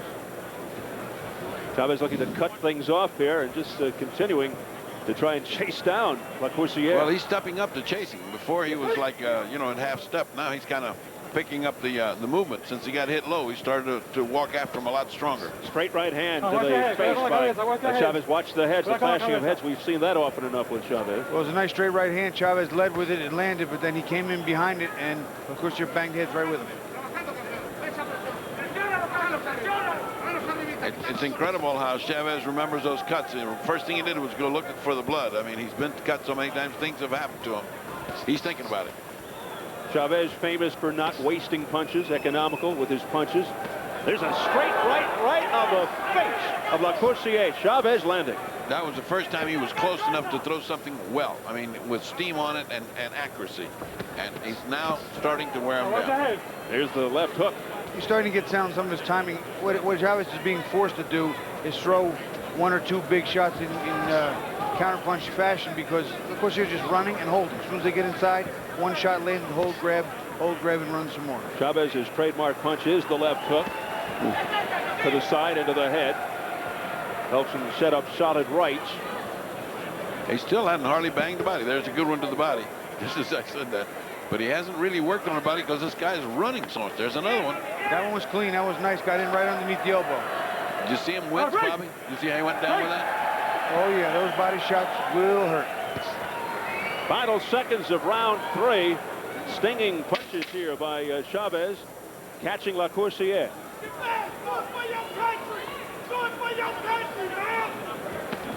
Combination to the body by Chavez at the bell.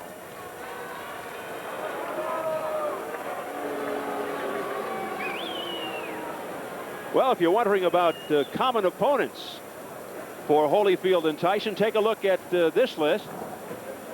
Henry Tillman, James Quick Tillis, Pinklin Thomas, Alex Stewart, James Buster Douglas. You get the feeling Tyson remembers that one in Tokyo. 1990, Larry Holmes.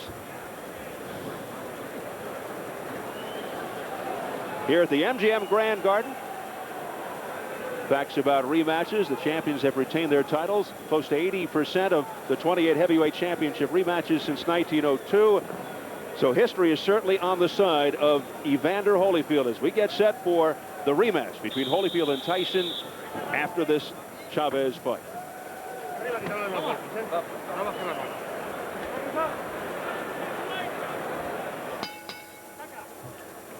And here we go into round number 4. The sellout crowd of better than 16,300 is getting a little anxious, of course. Anything would pale in comparison with what we'll be seeing following this bout, Holyfield Tyson 2. I think straight right hand by Chavez, and down goes LaCourciere. Right on his behind. An excellent timing shot, Steve. Chavez waited, watched LaCourciere, went to throw right hand. Chavez beat him to the punch, used his momentum against him, and down he went. About 20 seconds into the 4th, a long way to go for this round for LaCourciere.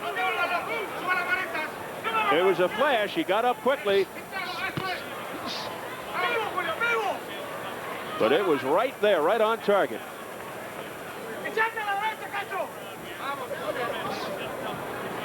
Now more of a sense of urgency. Lacourcier shakes his head, trying to shrug this off, trying to bide some time here. A minute gone by, he's still got 2 minutes to survive here. Well, I'll tell you, his legs seem to be on him. He's moving fine. Doesn't seem to have too many ill effects from the knockdown, but down he was. A one-sided affair here. No title at stake. Julio Cesar Chavez having his way against the running Larry Lacourcier from Minnesota. You could characterize that as a flash knockdown, Bobby. I noticed the same thing. I thought he got up very well and started running, so his legs, he's not wobbly. He's not, you know. That could be a product of the marathoning. His legs in very good shape. There's another straight right. It did have full impact, though, on the face of Lacourcier, fortunately for him. Lacourcier showing some defense. They're able to elude another right hand by Chavez. Chavez stalking, straight right hand that lands to the face of Lacourcier. Not hard, but he is not getting away as easily or frequently as he did before. He's slowed down now. He's taking those bombs on the ropes when he gets there. Lacourcier can't win this fight this way. You know, he's just here to survive now. This is not a fight that he can win. He's not putting himself in play. Fighter has to take a chance. He's got to stop. He's got to stand. He's got to score. None of those things are in his mind. Combination by Lacourcier gets the crowd. He heard me. Lacourcier with a right uppercut to the chin of Chavez, who has one of the most solid chins through boxing history.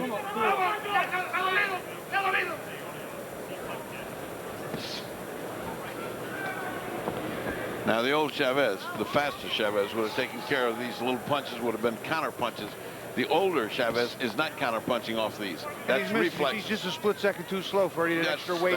The old timing, everything's gone just a little downhill. That's what being an old fighter means. No question, the skills have eroded for Julio Cesar Chavez as we head for the bell. 2 warnings for low blows.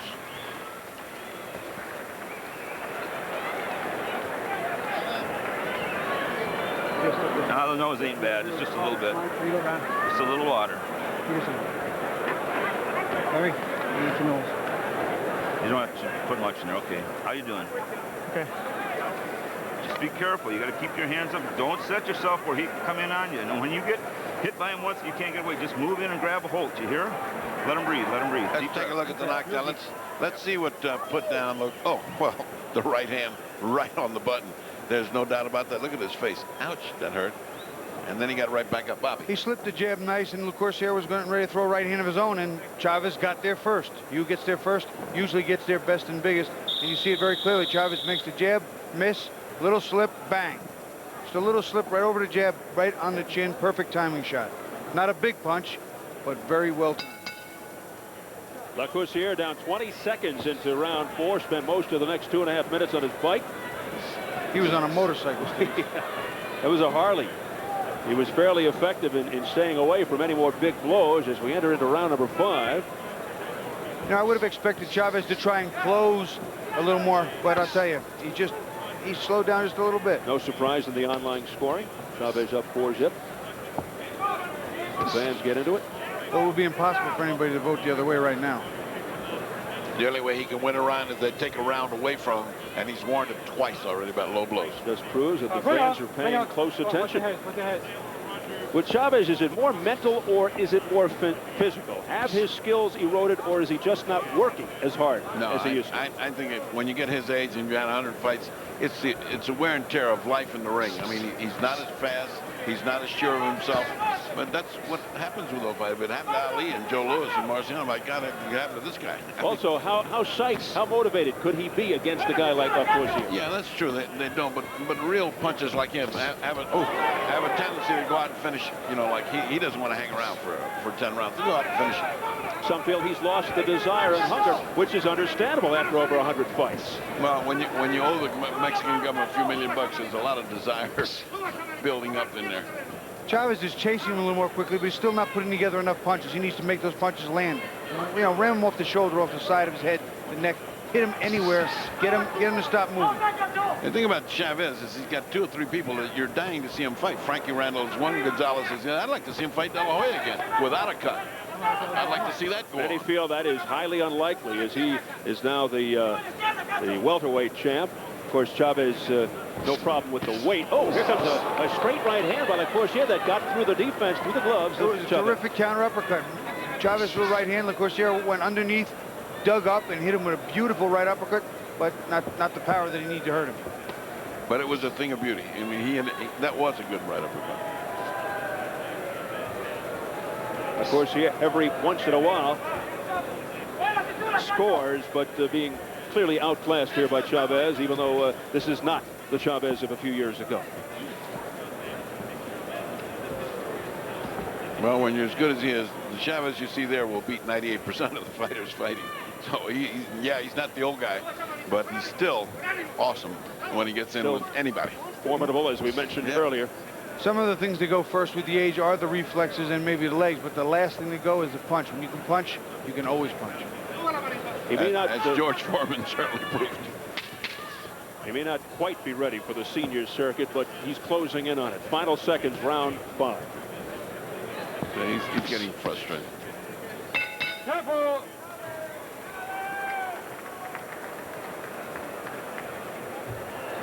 Vamos por ahí. Cierra un poquito la boca. Dame un poquito más arriba. Vamos a poner un poquito más de ganas, ¿eh? No te quedes ahí paradito. Vamos a comerle terreno con las manos arriba. Exhorting him to put a little bit more energy into it, a little bit more life. Pero tienes que abrir. You know, you have to open up now. Venga, vamos a echarle un poquito de ganas. No te quedes ahí porque el tipo es muy raro. Don't stay behind because he's running. Come on, it's time to start stepping on the gas. Campeón ahí arriba, con todo. Vamos. Give it everything. Traes todo el caño encima, vamos. Come on, let's finish this thing Pero off. usted está bien. Tira ahí arriba, venga. Okay, throw to the head. Finish this off.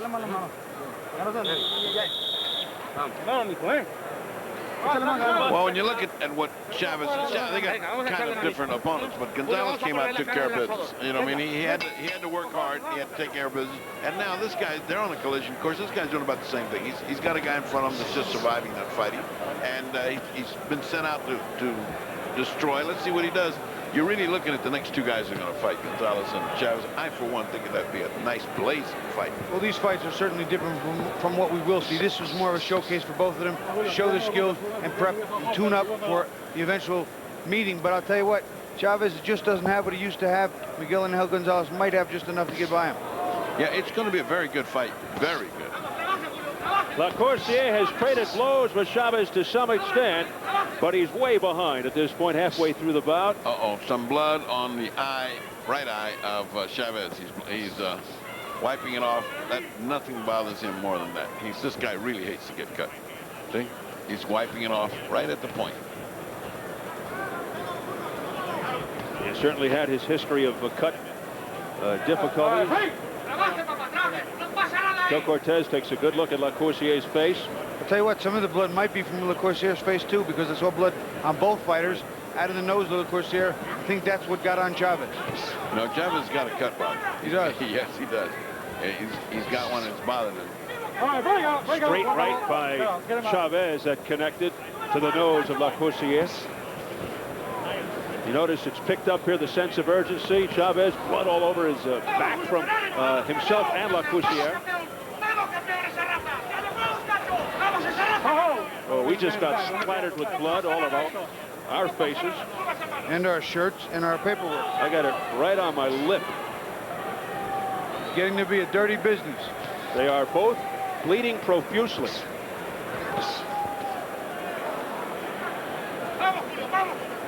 And now so are we here at ringside, thanks to these two guys in the ring. Somebody nicely tossed me a towel from the Chavez corner.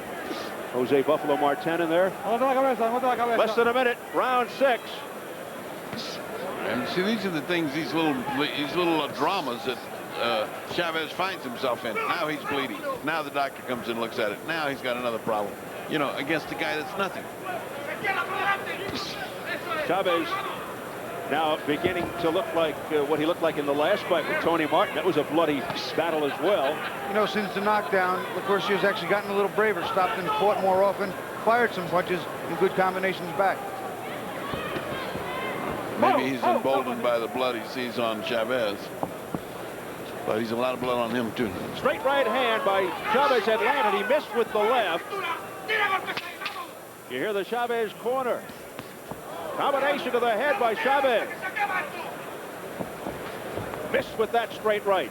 He's definitely trying to put him out. Let's see what they say. If we can keep up with the rapid fire Spanish here, I'll give you more or less what they're saying. Oh, my. Spray of blood. A ver, vamos a ver. No es nada eso. Cierran los ojos. Dame una toalla. No es nada. He said to the referee, that's nothing. Ciérralo. No es nada. No, it's not. It's nothing. It's nothing, he says. Julio, presiona este round más. Entonces no se acaba la pelea. All right, he says finish it off this round. Presiona nada más. Enfríalo. Just pressure him, and finish it off. Finish it off. Let's not have trouble. Let's go to the blue. Water, Bobby. For Donnie. Look at me. Bueno. Just a little cut on the top of the nose. All right. Down here. Just a tiny cut. Let's take a look at that great right hand by Chavez. He's starting to land these things. Boop, right on the forehead. Had that been a little bit lower, could have been something big. Bobby. Watch that snap back on an extreme close-up. Chavez doesn't get the full right hand in, but he lands right, and that head snaps back. If he'd have got a little closer, maybe 6 more inches, that could have been a knockout punch. This one has really turned ugly as we enter into round 7. The first visible cuts appeared on both fighters. Lacourcier came out the worst in the exchange. From Lacourcier's corner, they're saying keep moving, don't stand still. He's getting tired. Keep your hands up. The stalking rages on by Chavez. The distance is closing between the two men. The distance is getting close. Come on. Julio, keep him up, man. And one knockdown. 20 seconds into round 3 from a right hand by Chavez. Nice right hand. Nice straight right hand by Chavez right through the guard. Chavez continues to apply the pressure. You know, he's doing what he wants to do. He seems to be a little frustrated, and Lacourcier's got the kind of style where it's almost impossible to actually look good all the time. He's doing what he has to. I'm sure he's mad about the cut, though. There's the trademark shot to the body, that hook to the side. Oh, that's right. Now, if he'd have closed the gap a little earlier and got some of those big shots in, he wouldn't be able to run like this.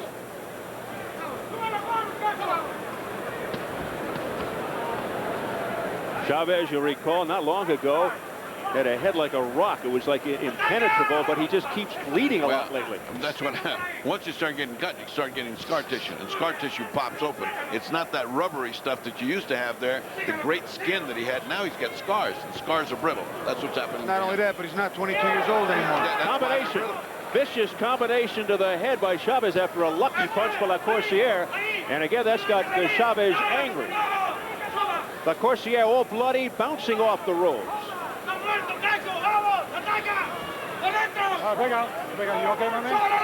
Lacourcier now starting to get tired. You can almost sense a finish here by Chavez. We'll see. There you clearly saw a move. Chavez made a slip and a dip to the left side and just couldn't get it off. 5 years ago, that punch is unloaded and maybe 2 or 3 more. Chavez now sticking the jab.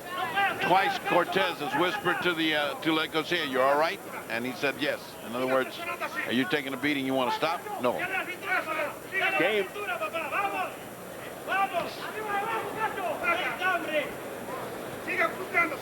The cut has not become a factor to Chavez because it's not bleeding badly. Of course, he's not getting hit there either. There's a straight right hand by Chavez that snapped Lacourcier's head back. Oh, smacking right hook by Chavez to the side of the face. Beautiful left hook around Lacourcier's right hand and a straight right around up behind it. That's a beautiful 1-2. That was beautiful. There's another one. Not bad either. The double jab setting up the overhand right by Chavez. It's a question how much of these he can take. Those are not small punches. Holyfield, Tyson, the rematch is coming up after this one. Here at the MGM Grand Garden, we'll take you into the locker room of Mike Tyson. Richie Giacchetti said we'll see a new Mike Tyson. Looked like Tyson was yawning. Giacchetti says there'll be 2 new things in the first round, but he would not elaborate. Some feel that we'll be able to tell who'll win by what happens in the first round. Tyson comes in low, bobbing and weaving, doesn't get pushed back. We'll see. Holyfield, Tyson 2 next.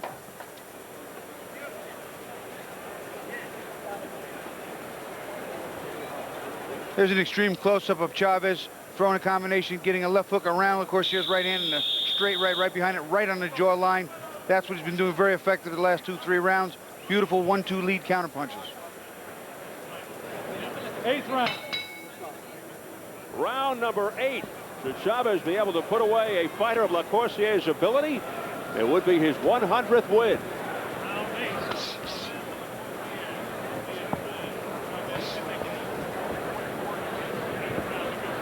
Lacourcier back on his bicycle. And can you blame him? Even though it's not great for the fans. He's just trying to avoid Chavez any way he can. I'm sure he doesn't really care what the fans think. He's staying out of harm's way as best he can, any way he can. I tell you, Bobby, he really does have runner's legs. I mean, he should have been slowed down a great deal from the shots he's taken. He's got great legs. Well, Chavez hasn't been that effective with the body shots. Freddie, Lacourcier's moved out of the way quite a bit. And Chavez, let's not forget, is not as crisp and as sharp as he once was.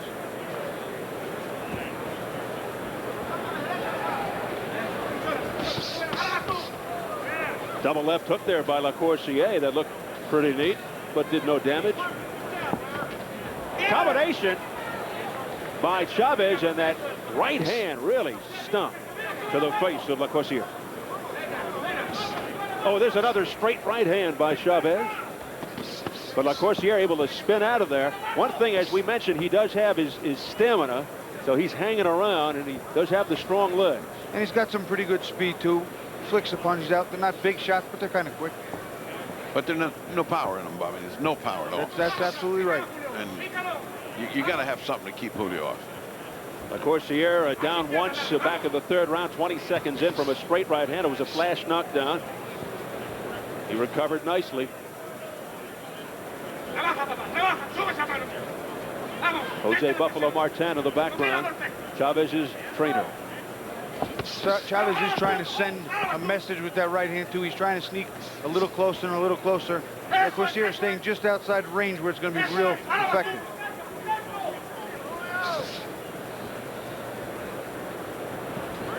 Well, I think this place is filled up to the very tip top.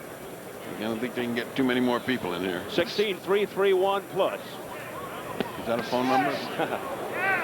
Digging left uppercut by Chavez to the body of Lacourcier. Nearly a low blow there. Lacourcier grimaced.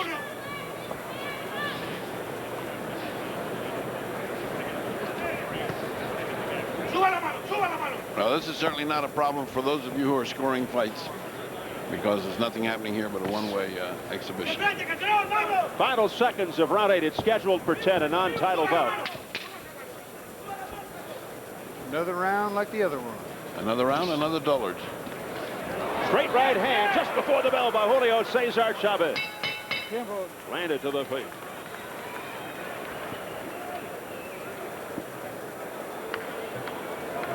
No hay nada, no hay nada. Esto ya nada. They're looking at the cut. He says, how's the cut? And the guy said, there's nothing. There's really nothing there. So he's still worried about it. But Buffalo says, really, there's nothing there. Now breathe. Take it easy.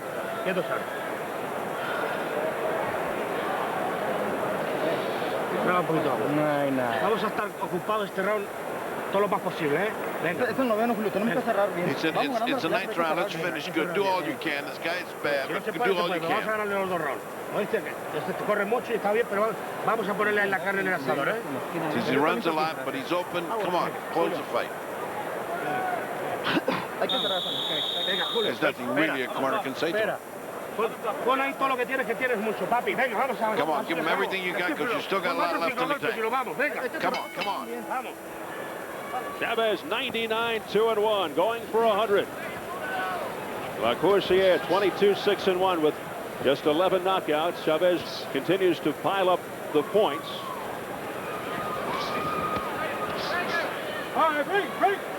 Lacourcier hasn't shown he has the knockout power. Here's a combination right on the nose of Lacourcier by Chavez. Chavez wants to close the show. Now you can see he's not desperate, but you can see that he has his mind on stopping this guy. He's mad.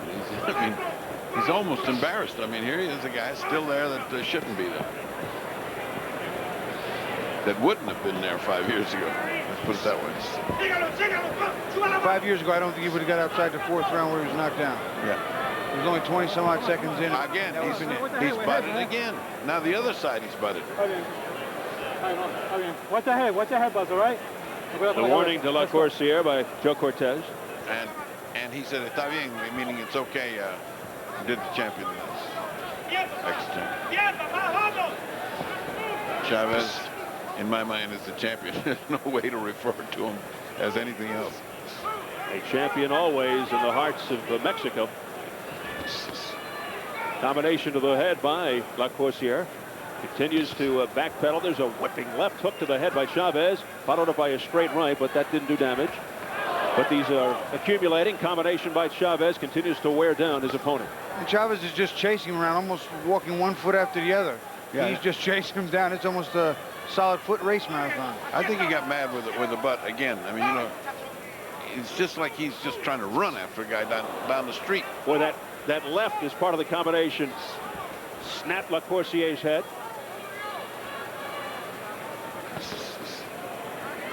See, it's a nice combination when he stops and fires, but there's no real power on it, and certainly not enough of it. Straight right hand by Chavez to the face of La Coursiere.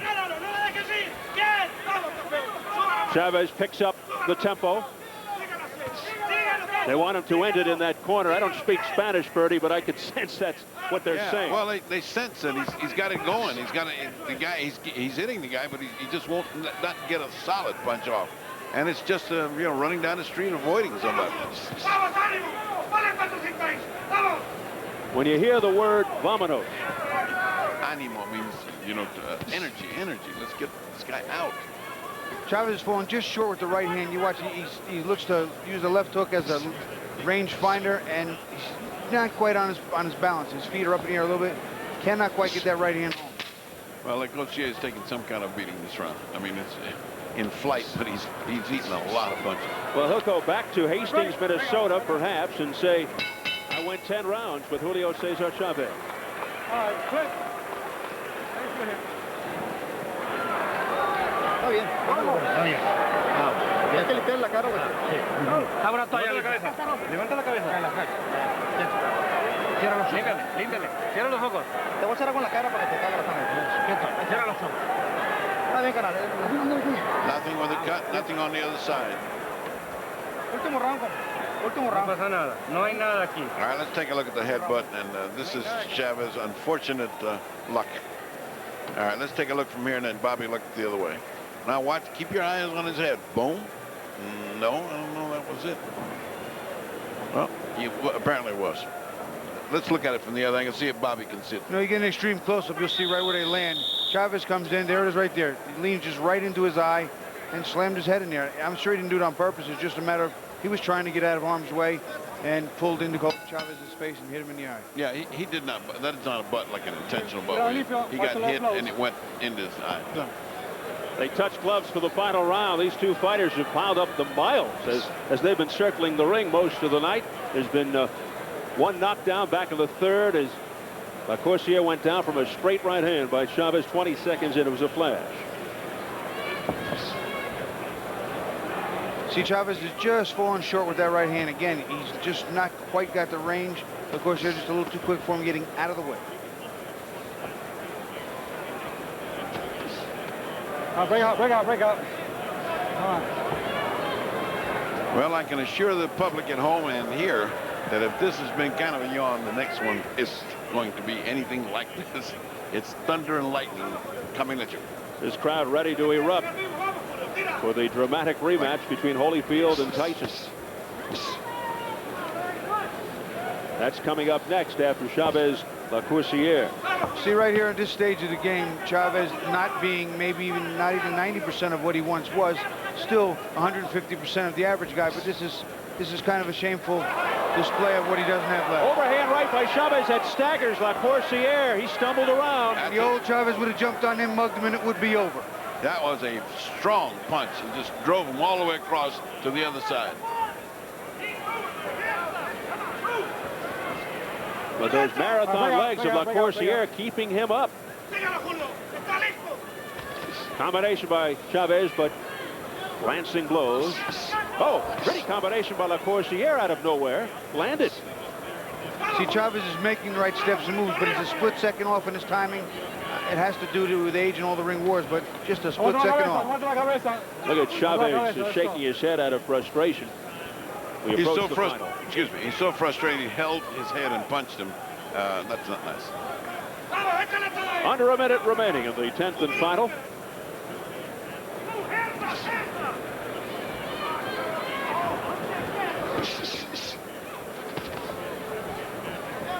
The bloody face of LaCourciere. Well, as you said, he can go home and say he went 10 rounds with the great Julio Cesar Chavez, and who's to tell him that it was a track meet 10 years from now. Something to tell your grandchildren. And your grandchildren say, who's Chavez?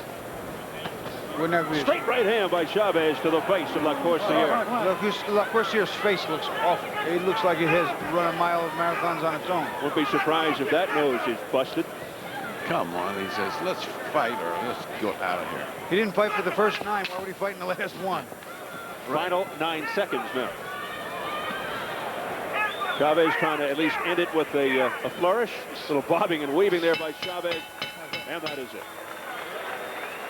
This one mercifully comes to an end. LaCourciere with a moral victory, surviving 10 rounds. With 6-time world champion Julio Cesar Chavez.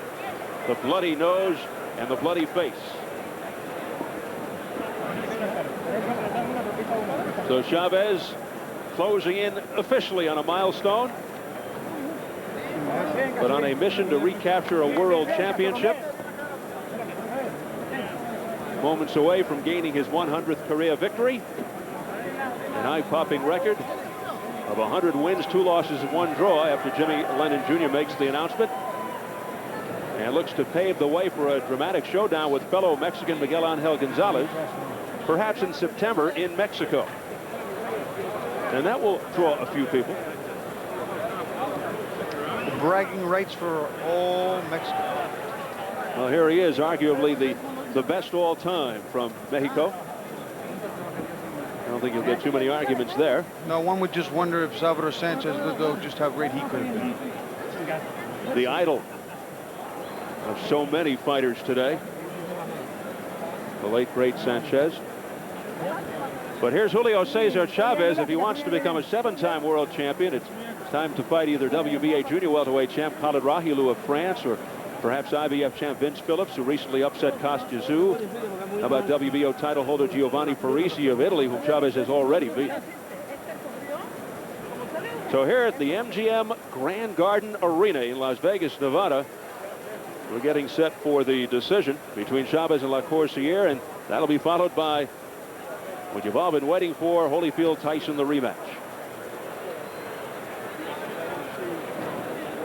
Very unlikely, though, that Chavez will get another crack at WBC welterweight champion Oscar De La Hoya. May not be in the cards. Here we go.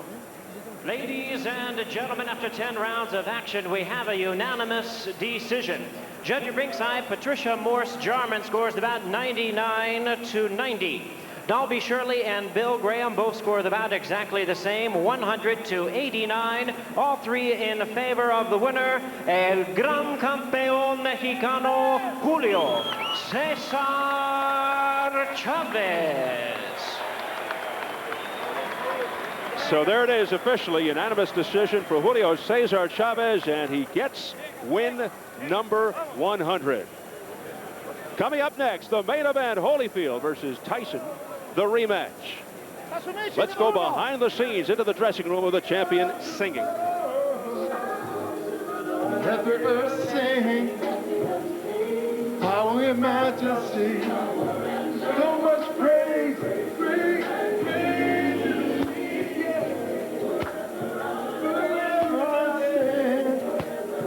let me compare.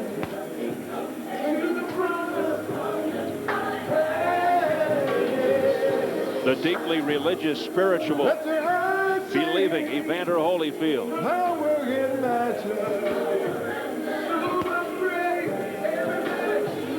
We'll see Evander Holyfield, the champion, shortly against Mike Tyson in their rematch. Right now, let's go up into the ring in the fight doctor, Bernie Pacheco. That was a boring fight, champion, but even in fights you get cut.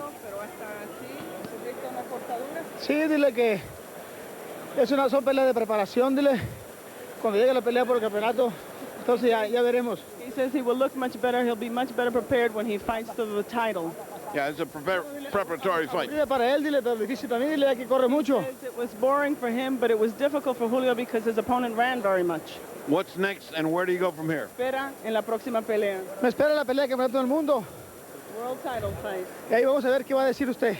And then we'll see what you say, Ferdy. De ti siempre te digo cosas buenas. All right, and now back to the corner, and Steve Albert.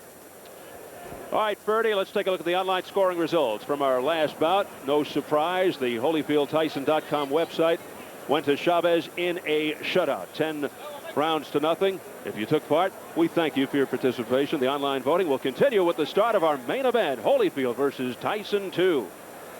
Now Bobby Ches goes to the telestrator.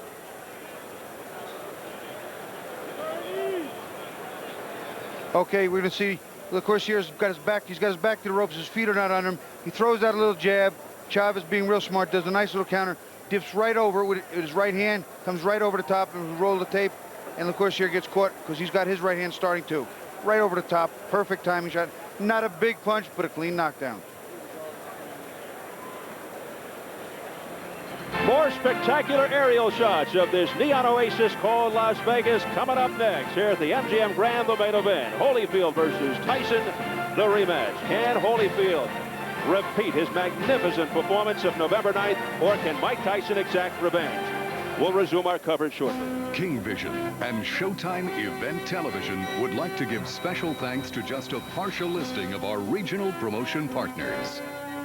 Ace Hardware, Valley Total Fitness, Burger King, Carl's Jr., Church's Chicken, Connie's Pizza, Domino's Pizza, Frito-Lay, Grand Auto, Hart's Chicken, Lamppost Pizza, Little Caesars Pizza, Mitsubishi, National Amusements Incorporated, New York Daily News, Papa John's Pizza, Pizza Hut, Planet Hollywood, Popeye's Chicken and Biscuits, Rallies, Reebok Sports Club, Round Table Pizza, Sprint PCS, Today's Man, 24-Hour Fitness, and to our internet partners, Prodigy, Sportsline, Web TV, and Yahoo. The Sound and the Fury, Holyfield Tyson 2. Here's your chance to get an official souvenir from this long-awaited rematch between two boxing legends. Pick up this athletic cut sweatshirt for just $24.95. These rugged Sound and the Fury t-shirts come in black and gray, each priced at $19.95. And the Holyfield Tyson adjustable event cap is only $19.95. To take advantage of this limited offer, call 1-800-33-TYSON and have your credit card ready. This official fight merchandise is available only through MGM Grand. The athletic cut sweatshirt, $24.95. The Holyfield Tyson tee, $19.95. The event cap, just $19.95. Call now, 1-800-33-TYSON for these and other available fight merchandise. Have your credit card ready and call 1-800-33-TYSON. It's your chance to get official merchandise from the Sound and the Fury, Holyfield Tyson 2. Limited quantities available. Order now. And with the undercard complete, the Holyfield-Tyson rematch is now just minutes away. All eyes and ears at the MGM Grand Garden Arena are eagerly awaiting the Sound and the Fury. Now, despite the inconsistency and sometimes disappointing history of rematches, the public has firmly embraced the notion that Holyfield-Tyson 2 will be a battle royale. Now, this is a testimony to the career performance records of these two warriors. Both Holyfield and Tyson have built their success on a foundation of pride and confidence. And the mutual respect that was forged during their first battle has now been tempered with each fighter's own, their will to win. He's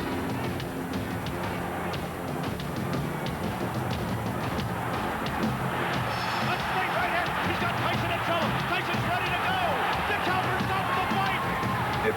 that if Tyson was the best, that I am better than him. The improbable has happened.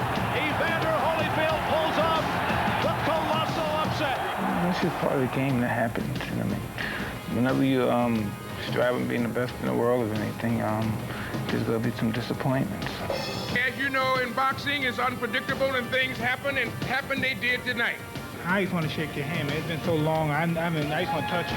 I went in there, I fought and gave my best, and he fought a hell of a fight, and I just commend you. Thank you very much. I have the greatest respect for you. And by the will of God, hopefully we can do it again. The highly anticipated rematch between Evander Holyfield and Mike Tyson is set for the MGM Grand in Las Vegas. I know that I will have to be better, and I will be better, and I look forward to retaining the championship. My belief and theory in life is to destroy or be destroyed, and I'm looking forward to destroy. Boxing is not a violent sport. Boxing is a skill sport. So the whole thing, why do I have to get mad to do something skillful? I'm just ready to fight. I just want to fight and I want to win.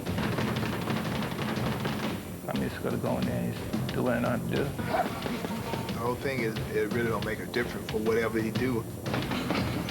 Whatever Mike do, Evander Holyfield will be the best man that night.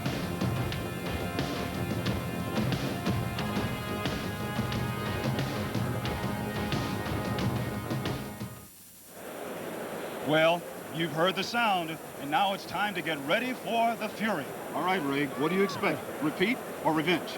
Well, only two guys can decide their fate. That's Mike Tyson and Evander Holyfield. I don't know what's going to happen. Both of these guys are ready, mentally, spiritually, and physically. It's really amazing. There's nothing like the atmosphere surrounding a heavyweight championship fight. There's nothing like it. It's an event, a major event here. Okay, for one final pre-fight report from the dressing rooms, let's go down to Jim Gray. Jim. All right, thank you very much, Jim Hill. I'm now here with Don Turner, the trainer of Evander Holyfield, the champion. Don, you told us yesterday this will be Evander's easiest fight. The easiest fight of his career were your words. Why did you say that? Because that's what I truly believe. He's in better shape than he was for the last fight. He's in great spirits, as you can see. I mean, it's been a joy with this guy. You said you have no concerns. How can that be coming into a fight like this? A chance to 9 months to adjust his game, that you have no concerns? Well, I have no concerns because I know what I got. You know, I know my guy. You know, if I concentrate on the other guy, then I take my concentration off my guy, and I just won't do it. Have you ever been around a guy who is this loose? He's singing, he's dancing, he's doing a lot of things that are very unconventional before a fight. No, no. All right, Don, you don't seem to have a worry in the world. No, he don't. We're ready to retain the title. And we're ready to see it. Let's send it now back out to Steve Albert. Thank you, Jim. The capacity crowd of better than 16,300 here at the MGM Grand Garden, anxiously awaiting the main event. The anticipation builds as the countdown continues. And finally, we're just moments away from the opening bell. Well, postponements have jeopardized Holyfield-Tyson fights over the years to the point where many of us wondered if we'd ever really be here tonight. It all goes back to their ill-fated 1991 fight. So when Tyson announced he'd suffered a cut over his left eye in sparring to postpone the original May 3rd rematch date, many said, uh-oh, we may never see these guys fight again. But despite the history of postponements, there has always been a feeling of inevitability, an aura of fate that finally brought them together, and now brings them together again, maybe for the last time, maybe not. We bring back the fight doctor. What's at stake here for Tyson, aside from the obvious, the heavyweight title? I think the rest of his life is at stake. If he loses here, he loses that edge of being a great fighter or the possibility of joining the great heavyweights and becomes just another one of those heavyweights that didn't quite arrive at greatness. And, of course, for him, he has no other recourse but to fight. So it's an extremely important fight for his lifestyle, for his mental conditioning, and what he's going to do. As far as Evander Holyfield is concerned, his is already done. He's already up there, and if he wins again, he secures his place, and if he doesn't, he's still a great champion. But more so, he has faith, he has other business interests, and he has a life. He has a life to go to. Tyson does not. Tyson must win. And Bobby Ches, what changes does Tyson have to make to get his redemption? And does Holyfield even have to make any changes after his successful game plan of the first fight? Well, Holyfield certainly does not have to make too many changes. He sat inside the eye of the storm where he needed to. Got inside Mike's big stuff, made him pay on the inside, punished him. On the win, he used the jab. He counterclockwise walked him around the ring, tying up his left hand, pushing away from his strength. He did all the right things. He rolled with punches. He countered back. He made Mike get tired. Now on the other side of that coin, Mike has a lot of adjustments to make. He's got to get back to double, triple jab behind the bobbing of the head. He stopped moving his head and became a stationary target for Evander Holyfield. And he's got to work the body and come up with combinations. No more one haymaker at a time looking for the home run shot. It just won't work this time. Bobby, is Tyson capable of making changes at this point of his career? Well, he's already made some changes. He changed Jay Bright, and he brought in Rich Cicchetti. They have a relationship. They have a history. He's making the changes. He has a different corner. I'm sure he's made the adjustments in training. He's at the lightest weight he's been in 10 years. I'll tell you what, he's good. How about leading us into some key highlights? Okay, we'll take a look at some of the things from the first fight, some of the key points. What you're looking at here. Watch Evander Holyfield grab Mike Tyson and walk him around. He ties him up. He grabs that arm. He walks him counterclockwise. He doesn't allow Mike to stop, plant his feet, and use that left hook and bang him on the inside. And he pushes him back. Mike Tyson cannot fight going backwards. This is what Evander did all night long. Mike got inside, tied up that left hand, Mike's big bomb, big weapon, and walked him around. Now, he also countered back. Watch him roll his head as he fires back. Mike's going to throw a right hand. He'll roll with it, fire right back, bang. Roll with the shot, fire back, counter. Make Mike pay. He did that every time, each and every time.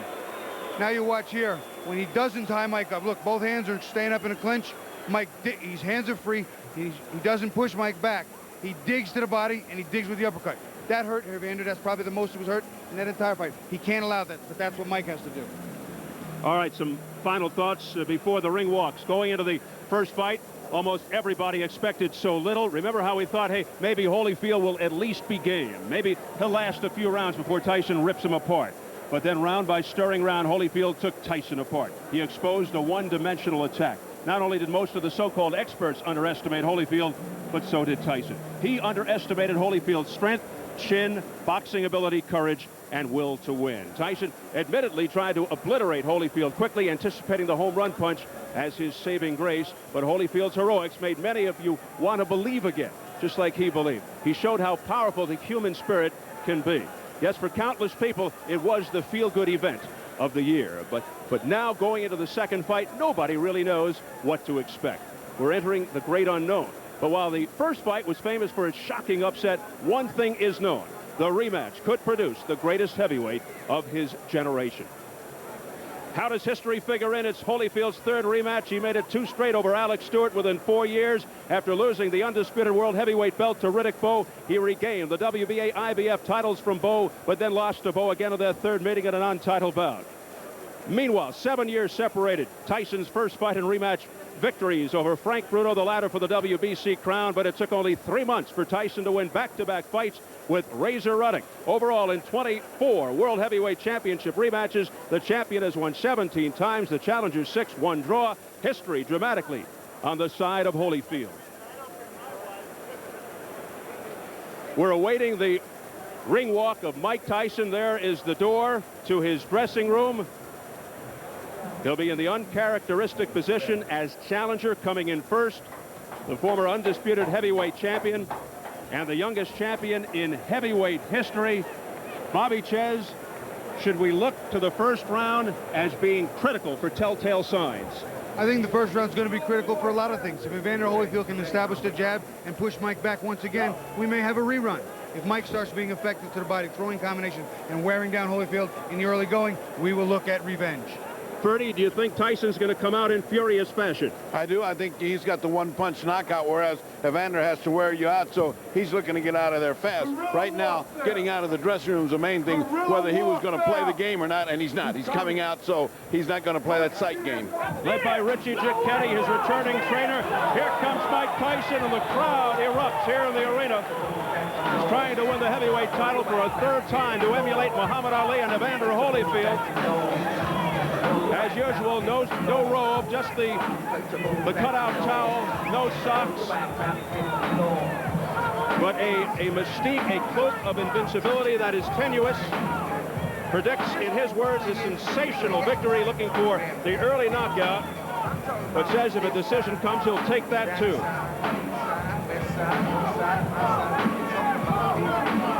Tyson said he can't conceive of himself losing. But in contradiction, he also says there is some doubt. The reported cut over the left eye sustained in training, which postponed the original May 3rd date, said to be of no consequence now. He claims he's 100% ready physically and mentally, saying, quote, if Holyfield wins, he'll beat me at my best. Bobby, do you think Tyson will resort to roughhouse tactics? You know, I think on the inside he will try some roughhouse tactics. That's what he's supposed to do. Put some hurt on Evander Holyfield, wear him down. He has what appears to be the stronger body. Wear down Evander Holyfield.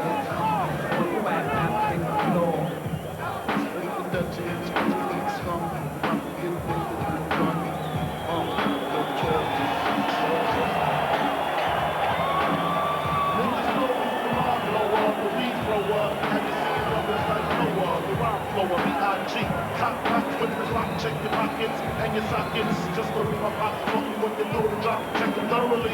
The master might spin around and try to bury me. And dead niggas don't make no moves. When I'm slinging in the hood, I don't fake no moves. I reminiscing on my swinger days when I drove a caddy and my bitch sported finger waves. Here comes Mike Tyson.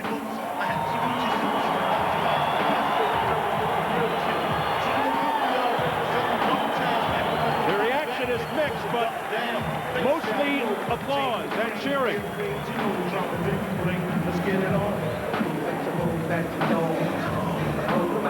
Ladies and gentlemen, before we present the action in our main event of the evening, at this time we ask you to rise for the singing of our national anthem.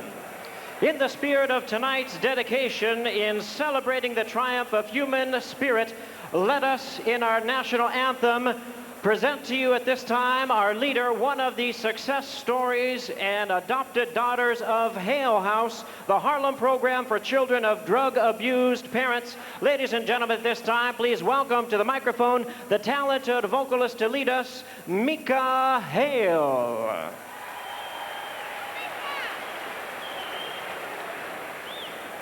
Oh, say, can you see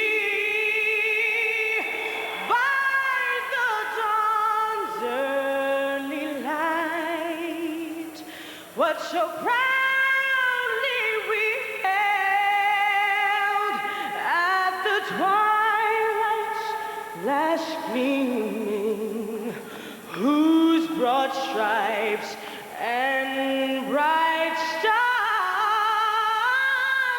through the perilous night o'er the ramparts we watched were so gallantly streaming, and the rockets ran down, the bombs bursting in air gave proof through the night that the flag was still there. Oh, say does that star-spangled banner yet wave o'er the land of the free and the home of the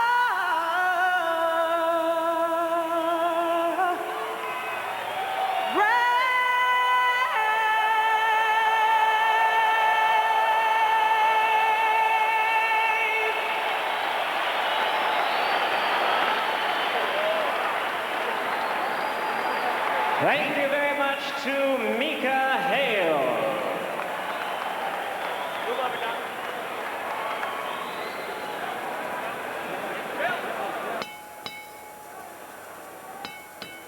Ladies and gentlemen, live from the City of Entertainment, the MGM Grand in Las Vegas, Nevada, it's time for our main event of the evening, brought to you by Don King Productions and King Vision in association with Showtime Event Television, the MGM Grand and Gold Premium Beer. This bout coming away is sanctioned and directed under the auspices of the World Boxing Association, President Gilberto Mendoza, representing the WBA, Dr. Elias Cordova, Supervisor Leonard Nipper Reed, along with the Nevada State Athletic Commission. The chairman is Dr. Elias Ghanem, Commissioners Nat Carasali, Lorenzo Fertitta, Luther Mack, and Dr. James Nave. The Executive Director, Mark Ratner. Physicians at ringside, we have Doctors Flip Omansky, James Game, Al Capana, and Robert Voy. Timekeepers at the bell, also keeping count of the knockdowns, Jane Broadfoot and James Cavan. And our judges scoring this bout from ringside, who will determine the outcome should we go to a decision, Dwayne Ford, Chuck Jumpa, and Jerry Roth. All right, fans, here we go. The time has come. And now, ladies and gentlemen in attendance and boxing fans joining us around the world, it is showtime. With the WBA Heavyweight Championship of the World scheduled for 12 rounds of boxing. Introducing to you our referee in charge of this bout, the third man in the ring working in this, his 96th world title bout, Mills Lane. Presenting to you first, ladies and gentlemen, the challenger on my left, fighting out of the blue corner, entering the ring wearing his traditional black trunks and hailing from Catskill, New York. He weighed in at a ready 218 pounds with a record of 45 wins, 2 losses. He has 39 big wins coming by way of knockout. The youngest man ever to win the heavyweight title. He is looking to exact his revenge and regain his championship tonight. Challenging for his third heavyweight crown, here is the current WBA #1 contender, one of the great powers of heavyweight history, the former undisputed heavyweight champion of the world. Ladies and gentlemen, introducing Iron Mike Tyson.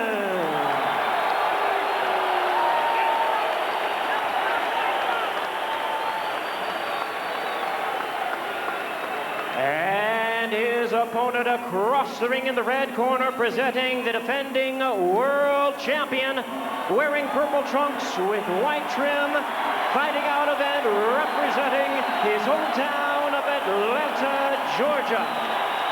He weighed in the same weight as his opponent, 218 pounds, with a record of 33 wins, 3 losses. He has 24 wins coming by way of knockout. Please welcome only the second man in history to have captured the heavyweight crown 3 times, the former undisputed cruiserweight world champion, the former undisputed heavyweight world champion. Ladies and gentlemen, here is boxing's warrior spirit, the current WBA heavyweight champion of the world, introducing Evander, the real deal.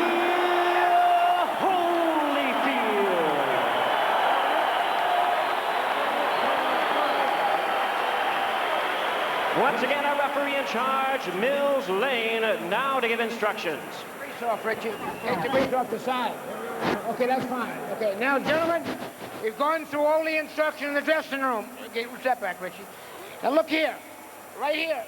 If he goes right here, I'm not going to call it low, okay? If he goes right here, I'm not going to call it low. Now, I expect a tough, clean fight. Protect yourself at all times. Any questions from the challenger, chief second. Any question from the champion, chief second? Let's get it on.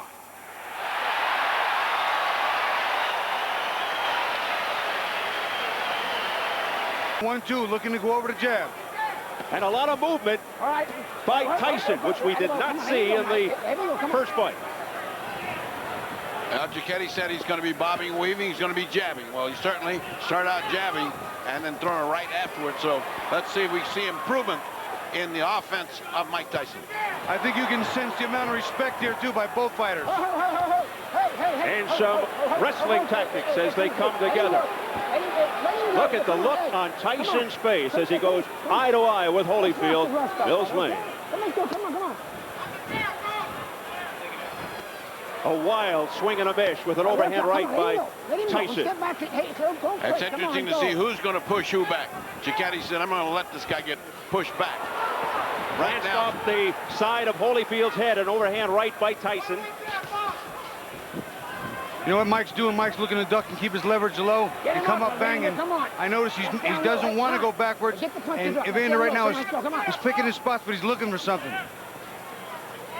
Mills Lane jumping in there, trying not to have Holyfield clutch and grab.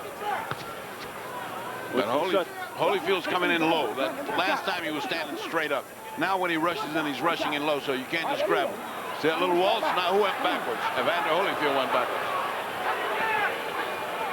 In the first fight, it was Tyson going backwards, and he can't fight that way. Left punch by Evander Holyfield. Holyfield measuring Tyson out now with the left jab. Looking to set up the right. There it is. Right on the top of Evander Holyfield's trying to employ that strategy too, Steve. He's trying to push Mike back, starting it right now, setting the tone. Step back, come on. One step back. Come on here. Under a minute remaining in the opening round. Right there, when Mike goes to come in, Evander ties him up. Mike cannot allow that. He's got to have some punches being on the way. They have to be en route before he gets that close. Mike really good with that right hand. And I'll tell you what, though, Mike hit him back with a left hook. This is going to be a war. What a first round. He was in trouble there. He shook Tyson. He shook him. Straight left by Holyfield. Come on. The chance of Holyfield start early. They started in the 6th round of the first.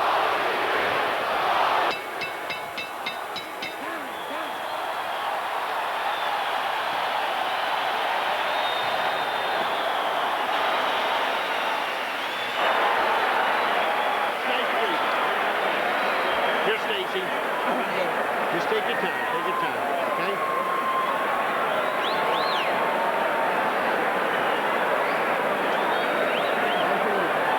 Okay, stay with the jab. Stay with the jab. See, when you're stiff jabbing, good. I want you now jab for the throat. Jabbing for the throat. You're moving good. Keep off the center. Keep moving and punch. You got to punch. Don't wait on him. Take a look at how Tyson got in trouble. Whang! They went that punch.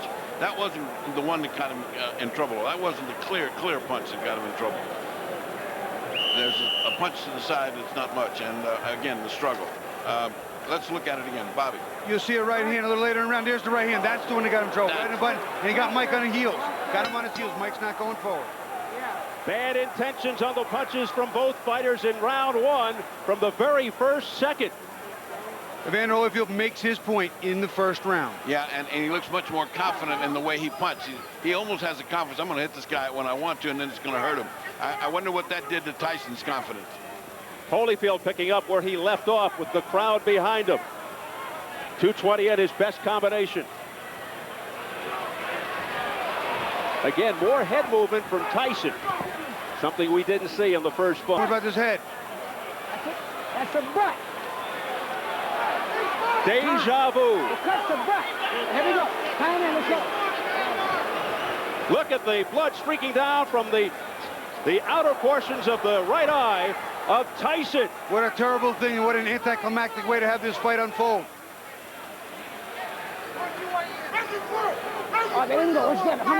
Well, it should spur Tyson to a big effort. It's the same eye that was cut while he was sparring that postponed the rematch date of May 3rd, but we're not sure if it's the exact same cut that reopened. Well, one thing is different. He has now got pressure on him, and he's just started this fight.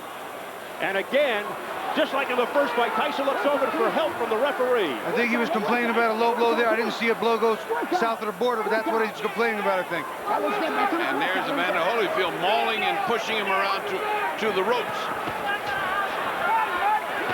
If an accidental foul occurs before the end of the 4th round, the fighters ruled a technical draw.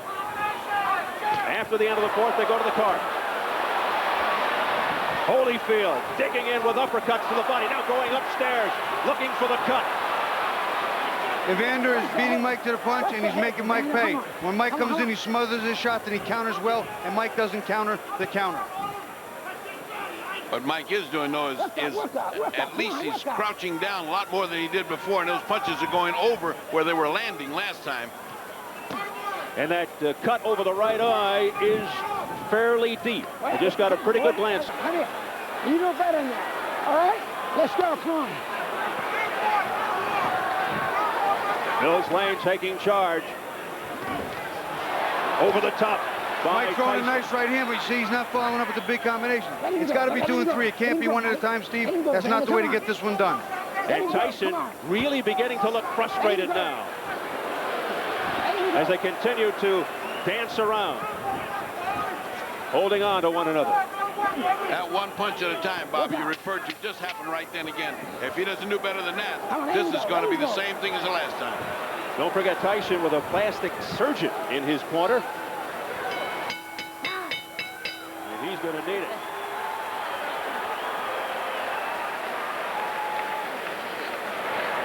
No problem, Mike. Nothing. Okay, it's nothing. Couple deep breaths. I'm sorry. Okay. You're fine, Mike. Yes, I he know. is, buddy. Hey, buddy. All right, settle down.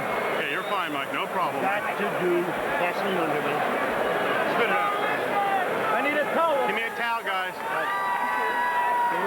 Let me take a look. Go underneath, Ike. Give me a look. Can I hold pressure on it longer? Here you see Evander coming in, and the head just winds up slamming into Mike's eye. And unfortunately, it's a cut already. Wasn't a big deal, but I'm sure he didn't mean it. But his head was down. Another look at it, Evander just kind of dives. There it is, right there. Puts his head down and comes straight in, and hits Mike right in the corner of his right eye. Bad luck. Dr. Ira Trocchi telling Tyson he's fine, but that may be wishful thinking. But before the Tyson, we know. That's the Mike Tyson that came. That's the Mike Tyson that needed to come. A ferocious Mike Tyson, bobbing and weaving. If he can keep that up for the whole round, he could even this thing out as far as intentions. He's got to show he's got it. He's got to bring it. He has to reverse what's going on here. Momentum still with Evander. And the crowd really picking up now. All right, let's step back. Come on, come on. Let him go, buddy. Come on. A frantic pace. Listen. The crowd is turning. Many yelling Tyson. A swing and a miss with a straight right by Holyfield. Good duck under move by Tyson. But Tyson's still throwing more right hands than he's normally used to doing over the top. He has seen something in the tapes. It's not effective yet, but he is working on it. Will we see his lethal left hook soon? Mike Tyson. A lot of wrestling early in round 3. Nice right hand by Mike. He is trying to get that right hand home. They seemingly are relying on one big shot. There you see Evander put that arm around Mike's left hook arm again, walking him off. Doesn't want to get hit with that bomb on the inside. Oh, a low blow by Holyfield with the left hook, and Mills Lane gives him an earful. Back comes Tyson on the belt. Tyson with a short left hook to the head of Holyfield. A right hand by Mike Tyson to the head of Holyfield, a straight right. The left hook got his attention, then he came back with a nice 1-2, a left hook and a right hand, and Holyfield looked like he was stunned. But what a chin by Holyfield.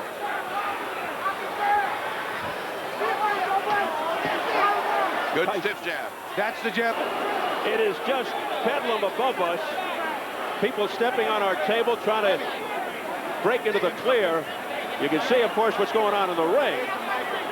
Mike is still being restrained. Has Holyfield been ushered out of the ring? I can't even see him. Holyfield just came past us, Steve. He is out of the ring. He is clear.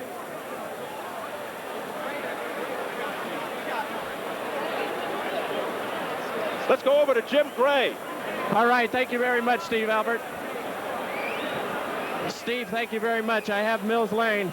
Mills, why did you stop the fight? Because of the first bite on the ear or the second? The second one.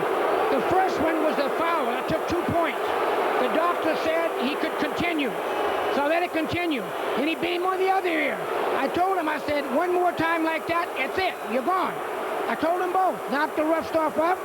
And he bit him again. I said, that's it, you're gone. As Holyfield leaves the ring, the condition of the ear, could he have continued? And did you disqualify him because of the foul or because he couldn't continue? Oh, no, I disqualified Tyson for the second foul. I told him, do not do that again. You do, you're gone. So he could have continued. The physical condition of Evander Holyfield was such a view that he could have continued had he not disqualified Tyson. Well, I didn't ask the doctor. I never reached that point. I wasn't going to ask the doctor. That wasn't a question. That kind of foul would be, you got to take a position sometime somewhere. That was it. Pandemonium breaking out here as Mike Tyson is leaving the ring, and we'll continue with Mills Lang. As you see people getting knocked over, our camera goes down. Mills, let me continue here. Mike Tyson's people and Tyson are going to say, I'm sure you didn't call a foul on the headbutt, which caused the eye, and this could have been a retaliation by Tyson. I called it a butt. But you didn't take a point. An unintentional butt, you don't take a point. An unintentional butt, unless it occurs the second time. An unintentional butt, that if the fight stops, you go to the scorecards after 4 rounds.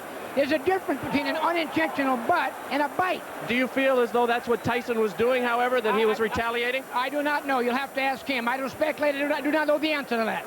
Obviously, disappointment, Mills. Got to be disappointing for you to have it come to a conclusion like this as well. You know, you play the hand you dealt and do the best you can with the cards. That's all I can tell you. All right, Mills Lane, thank you for your time. Let's send it back now to Steve Albert. Thank you, Do you Jim. want me to go in the locker room? We're trying to get an interview with Evander Holyfield. Love to hear his reaction. Why should Holyfield even ever have to fight Tyson again after this terrible display by Mike Tyson?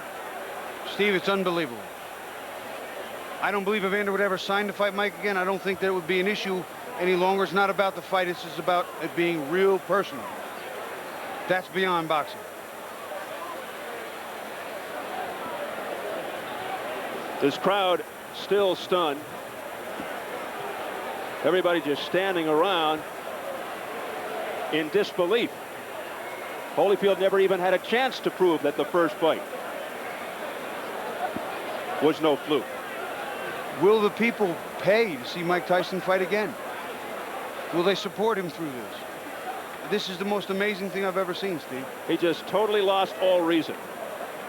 You know, fighting's a very, very, very difficult game, not just physically, but mentally and emotionally. And we saw what happened to Oliver McCall some time ago. He just temporarily snapped, and evidently Mike has for a little bit here himself. Evander Holyfield defends his title in most unorthodox fashion. People still milling around after this debacle. In round 3, referee Mills Lane deducted 2 points for that intentional foul. And then he stopped the fight after the second biting attack by Mike Tyson.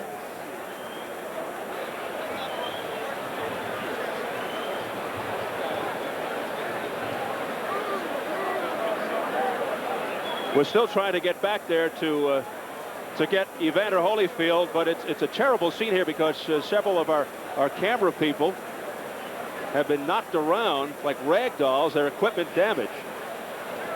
And so we're trying to recuperate, regroup, and try to get some equipment and a person back there. Oh, we understand now. Ferdy Pacheco is ready with Evander Holyfield. Go ahead. All right, Evander Holyfield. 2 bites on each side. 1 piece is missing out of your ear, your plastic surgeon said. Your reaction? Well, first of all, I had to give praise to the Lord. You know, Jesus, Lord, you know, I'm still the champ. He still get the glory. And, you know, the things that happened, it didn't have to happen. You know, I was beating him, and, you know, he spit out of my mouthpiece and bit me in the ear. Is that the act of a crazed man? Because to beat you twice, I mean, to bite you twice is a little crazy. Well, you know, the whole thing is that, you know, in the first one, you know, my corner, you know, told me to just keep cool. And I thought about that, you know, a distraction would happen, and his prophets told me to, just breathe deep and just concentrate on Jesus. Then I went back out there again, and I caught him with good shots, and he bit my ear on purpose again. But how can he bite your ear with a mouthpiece? Spit it out? He spit the mouthpiece out. He spit the mouthpiece out and bit me on the ear. On the last time, you know, the whole thing is that, you know, really, the only chance that he thought he could is just to go. My whole thing is that you know, the whole thing is my ear bleeding, and this guy continued to foul. You know, I'm thankful that we have a referee like Mill Lane see the situation that this thing is intention. And, you know, it's just amazing when... Would this rule out a rematch? It's stupid to ask you right now for a reason. This guy went and lost his marbles. Well, is a rematch possible, or are you so mad you wouldn't even think about that? Well, you know, the whole thing is that, you know, I have to concentrate and I have to think, you know, I have to think about the situation, because the big thing is to you know, a rules and regulation, mandatory things. But the rules, you got to understand when a person deliberately bites you constantly and trying to break my arm, because, you know, in the corner, he's just doing illegal tactics. You know, Mill Lane said, you know, break. You know, the whole thing is that, I mean, you get yourself out, then you can say, well, he didn't beat me. Would you say this is an act of a desperate man? Would you say he was desperate in there? Is that the word you think, to cause a guy to do something so unusual? Well, just the whole thing is that, you know, I truly believe that fear itself calls people to do the easiest thing, the quickest thing to get out. I'm saying the whole thing is that we're in a fight already, so why do you have to bite somebody? If you feel that you can whoop me, why you can't whoop me with the gloves on? This is a boxing match. This is not a rumble. When the fight is over, then you get brave and you really want to fight. I'm saying, you had a chance to fight. You know, why you got to bite me on my ear? The whole thing is that, you know, it's not real. You know, my whole thing is that I just give praise to the Lord that it's not worse than it is. I thought my ear had fell off. Well, your plastic surgeon here says a piece is missing out of your ear, which means you'll have to have a plastic repair, and either ear, since human bites are so dangerous, have to be taken care of tonight at the hospital. I look forward to going to the hospital. Good thing I got a doctor. All right, good. I mean, remarkable. Let's go to Gray. All right, thank you, Ferdy. We are outside of Mike Tyson's locker room. There is utter pandemonium going on here. Finally, a little bit of some quiet. John Horn, the co-manager of Mike Tyson, joins us right now. John, this is a scene like we have never seen before. It was totally out of control. What is the situation inside of that locker room, and can you ascertain why Mike bit Evander? Well, I'm not going to even comment on that until I see what really happened. But all I know is this. Evander has been headbutting Mike for 2 fights. Headbutting is a foul, a complete foul, but it's been happening so often, so long, that when a person headbutts another person, cuts both of their eyes, it becomes a common thing. And it's okay to let that go. Was this a retaliation? No, it turned into, Evander turned it into a street fight a long time ago. A long time ago. And I'm not going to even get off until I understand everything and see what happened. And all I know is Mike got a cut over his eye, 3 inches long. Evander got a little nip on his ear that don't mean nothing. Mike and wanted that's the bottom line. He jumped around like a little bitch. That's what he did. Okay, now Mike didn't do nothing. Mike didn't complain. He didn't say nothing. He didn't ask the man to stop the fight. Because headbutts been going on so long, it's okay, but it's a foul. You can't bite anybody, regardless. I didn't say he bit nobody. I said when I was looking at everything, was determined. But it's very clear Mike got a 3-inch cut over his eye. It's not for a punch. Okay, so therefore, what can I say? One is accidental, and it appears come on, please. One headbutt may be accidental. 15 is not. What would you have liked to have seen done by Mills Lane? This was the referee of your choice. I would like to see him let the fight go. The ear ain't got nothing to do with his fight. He got a little cut on the ear, man. The ear ain't got nothing to do with the fight. Ain't got nothing to do with his arms, his legs, his hands, his body, nothing. You don't need to scream at me. You don't need to scream at me. Mike got a cut over his eye. Okay. Mike got a 3-inch cut over his eye. That the blood will penetrate to his eye, blur his vision, and everything. Now, I understand Mills Lane, let me clarify it for you, since you don't know what Mills Lane has said does. Mills Lane said he didn't disqualify him for the first fight because he was willing to let that go with a 2-point deduction. The second bite, however, at the end of the round is what he said he had just had enough. Well, I have to see everything involved first. I can't comment on no bite or whatever the case may be. All I know is Mike got a 3-inch gash over his eye. Are you unhappy with the referee, Mills Lane? Not at all. Okay. Has nothing. No, not at all. I'm unhappy with all the headbutts and stuff for 2 fights. Mike done been cut 4 times by this guy, neither time by a punch. Now you tell me what that is. That's all I know. Everything else I'm gonna have to see about. I'm gonna have to go over. I don't know nothing about that. But he turned it into a street fight a long time ago. The tapes clearly show that I'm being told in the first fight that Mike caused the butts, and that was ascertained. In this one, it was an accidental butt, although it appeared. What would you have liked to have seen done at that moment? It's too late after the fact to bite somebody. What would you have liked to have seen at that time? All I know is this. There was nothing wrong with Evander Holyfield that would have kept him from performing. That's all I know. Okay. So I can't comment on But you're not anything else. unhappy with the referee. This was your referee. No, I'm not unhappy because I don't even know all the terms yet. Everything happened so quickly, I don't even know all the conditions. All I know is my fighter got a 3-inch cut over his eye. Okay. Can we talk to Mike Tyson? No, not right now. Mike has Don? a 3-inch cut he has to take care of. Thank you very much. Okay, John. Don King. Obviously, not the way that anybody expected that this was going to go. Very disappointing to everybody who bought the fight and those in attendance here. Your thoughts on this disqualification?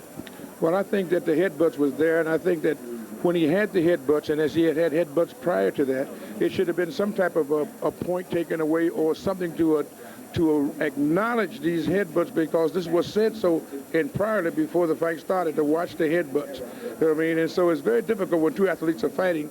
You know what I mean? And things can happen, but these headbutts seemingly... Don, but the fact of the matter is the headbutts, yes, it is a problem. Everybody will acknowledge that Holyfield was in violation with the headbutts. The proper reaction, however, is not to bite, correct? Well, the proper reaction is not to bite. You know what I mean? But I guess when a guy feels that he's pleading with the referee to give him some consideration and he don't get the consideration, then he just goes beyond reason. I mean, you must be able to deal with reason and practicality, but you got two athletes in there, highly passionate, very hot, ready to fight, and fight they were doing. The fight was just beginning. I don't know why it would be stopped.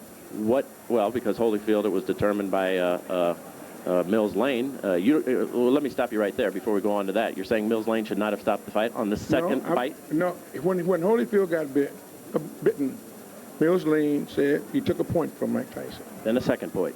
And what are the second point? And then at the end of the round, Mills Lane has said that Tyson bit him on the other ear, which in this instance I believe would be the left ear. 2 bites on the ear. I didn't see it, so I can't comment on that. That's why he disqualified him. Well, I don't know. I'd have to see that before I make any comments. I don't want to be irrational. Okay, let's move on. Where does this leave Mike Tyson in his career, and will there be a third bout between these two, and do you think you could ever put anything like that together? Well, I want to find out first the facts, and then after you find out the facts, you see what you can do. I think that when a fighter like Mike Tyson or Holyfield find that they're being wrong and they're not getting the consideration that they think they should have, then they try to take it in their own hands, and that's not always the right thing to do. But nevertheless, that's what's been done when you have people out there that's in this type of atmosphere and climate, and it looked like they were just beginning to fight. Could you ever, do you feel, convince Holyfield to take this fight again? I don't know. I don't know whether I can or not until we find out what all of the evidence is and find out what is happening, what actually happened. You know what I mean? I'm just like a fan as anyone else at this particular time. It'd be a terrible disappointment if there wasn't another, correct? Yeah, it certainly would be, because these guys certainly don't prove that they're two good athletes, but they got to be able to fight, and they want to fight, and it looked like that's what they were doing. I didn't know. I thought after the points was taken, that was the punishment meted out for whatever the error was in Mike Tyson. What happened after that, I don't know, because when he sat down, the bell rang, they went to their corners, I thought they was coming back out to fight, and all of a sudden it was a DQ. I know you don't make this decision, but should these fighters be paid for this evening's work? There's some $60-some-odd million who went out tonight, out of your pocket. Yes, they should be paid. They came and they fought. You know what I mean? Boxing is unpredictable. You don't know what's going to happen in a boxing match. That's what makes it so great. But the fact of the matter is, well, I think we should first try to find out what happened before we start making judgment. What do you say to the folks who bought the fight, who are terribly disappointed, who are watching this right now? I'm disappointed myself because of the outcome. I want to see this fight go to the finale. You know what I mean? This was the Sound and the Fury. It was something that everybody purported and recognized as going to be a great event. And then here comes the headbutts, and then here comes the retaliation for the headbutts. But after you get taking the points from the man, I just think that they should have been able to fight. If you get a headbutt or a low blow, you get 5 minutes to recuperate. I think they should have took another step to say, give them 5 minutes to recuperate or something, to let these people get their money's worth and be able to deal with this fight. As the man in charge of this show, I got to put you on the spot right here. What will you do in the upcoming moments to make sure that we have a word with Mike Tyson before we leave the air? Well, I'm going to do everything I can to talk to Mike Tyson, to let Mike Tyson tell his side of the story. I think it's only fair and proper that he should do that, and I would do everything I can to get him to do that. Also, would like to get to talk to the commission and find out what their judgment is on a situation of this type. And when this has happened, after you take the points, to come back and take the fight too. I don't understand it, so maybe they can explain it to me. Well, as you say, only in America, and only in America, Steve Albert, would we have seen something quite like this tonight. We hope to have Mike Tyson shortly. Back out to you. All right, Jim. Mike Tyson disqualified for biting both ears of Evander Holyfield in the third round. Let's just clean up some business before we talk here at ringside on camera. The online scoring, Holyfield ahead 3 rounds to nothing over Tyson. In actuality, all 3 judges had Holyfield winning the first 2 rounds here at ringside. Tyson won the third, but had 2 points deducted, and then the WBA heavyweight championship was halted. Steve Albert back with the fight doctor, Ferdy Pacheco and Bobby Ches, and I thought this was an inexcusable, despicable, illegal exhibition by Mike Tyson. What do you think, Ferdy? I agree wholeheartedly. I think when you're hearing Don King trying to kind of make a patch up, he didn't see the ears. I just came from examining his ears. One of them's got a chunk of flesh missing about a ½ inch off the crown. They're going to have to do plastic surgery, reconstruct that. It's out. It's a chunk of flesh out. That's not just a little bite. That is a wolf-like bite. I don't understand the second bite, and I understand why they disqualified him. I don't think anybody can make any justification or rationalization for something as bizarre as not 1, but 2 bites. Something clicked inside of Mike's brain. We've been saying Mike Tyson's an unpredictable and confused young man. I don't think you can see any evidence of mental confusion and unpredictability more than we just saw there with a fighter biting another fighter in the same round 2 times and taking a chunk out of his ear. I think, end of the story, this guy is one confused individual. I'll open this up to the both of you, Ferdy and Bobby. Perhaps construed as an extreme statement, but is Mike Tyson's career over? I don't think so. And I think his big aspiration to be considered one of the great heavyweights is gone. I don't care what he does. He's never going to be considered a great heavyweight. That he can fight and continue, yes. Okay, let's see if we can get. You're Tyson. hearing what I'm hearing. We've got Mike Tyson available for an interview right now. Let's go back over to Jim Gray. All right, thank you, Steve. I'm now joined by Mike Tyson. Mike, first of all, let's go in chronological order. The headbutt in the second round, which opened the gash on your eye. Tell us about that first, please. He butted me in the first round, but then he butted me again in the second round. Then as soon as he butted me, I watched him. He had me holding, and he looked right at me, and I saw him, and he was going for it, and he kept going for it, and he butted me again. He kept going down and coming up, and he charged into me. And no one warned him. No one took any points for him. What am I to do? This is my career. I can't continue getting butted like that.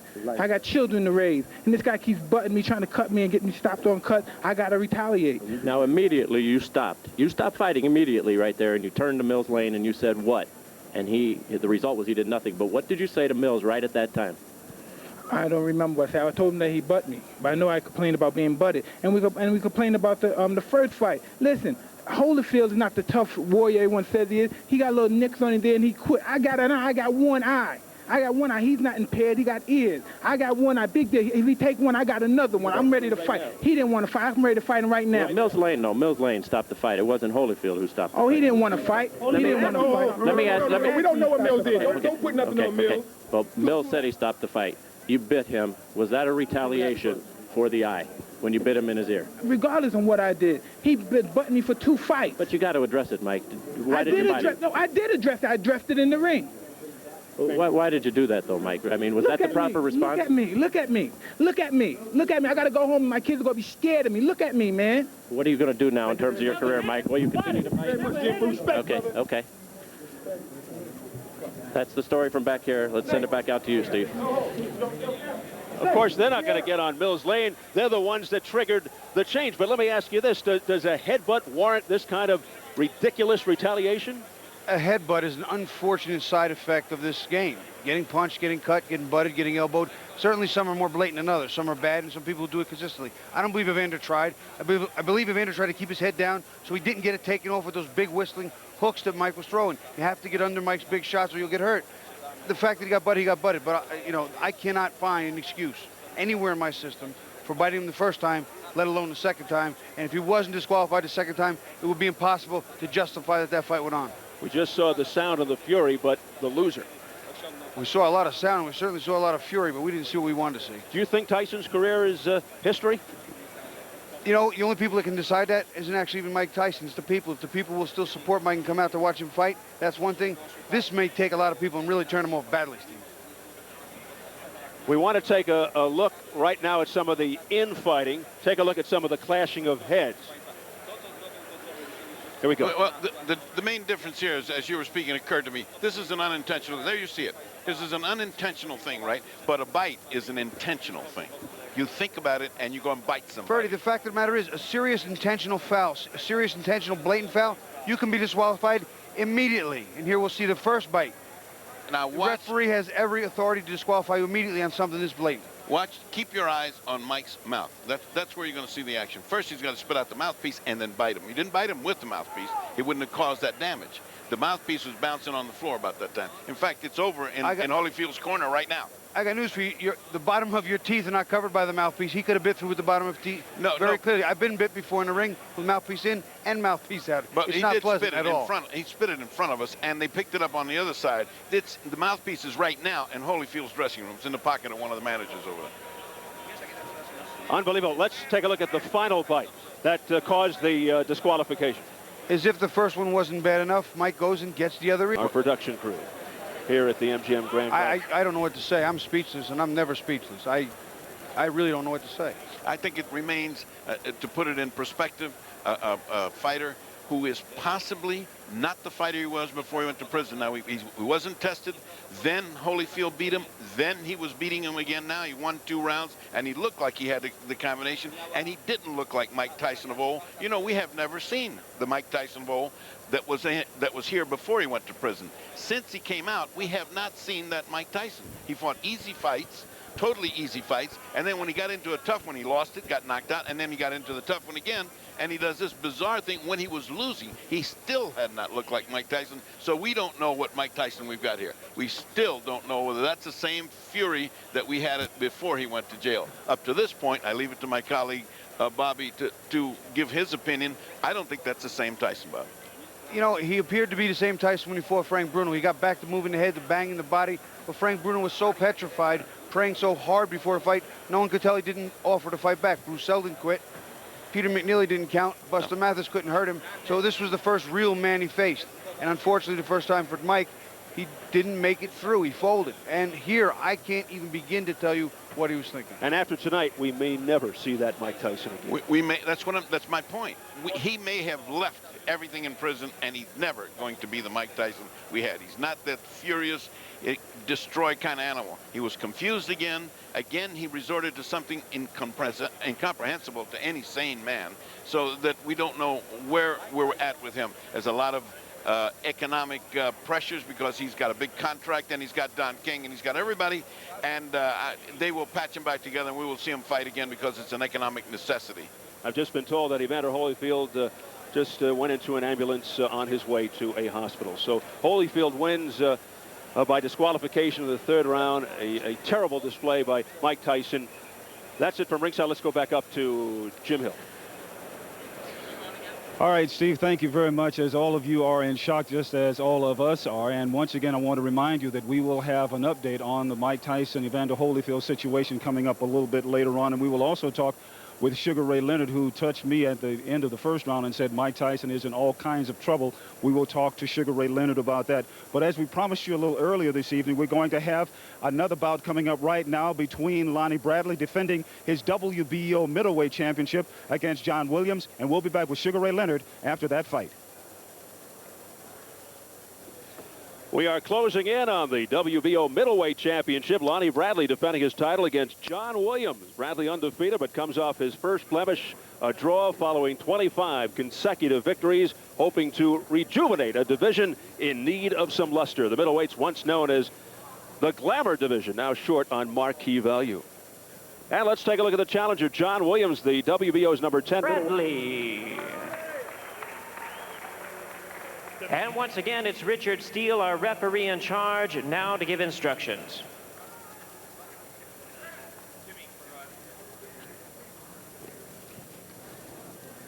Okay, I spoke to both fighters in the dressing room. Caution again. Obey my commands at all times. Shake hands. Good luck.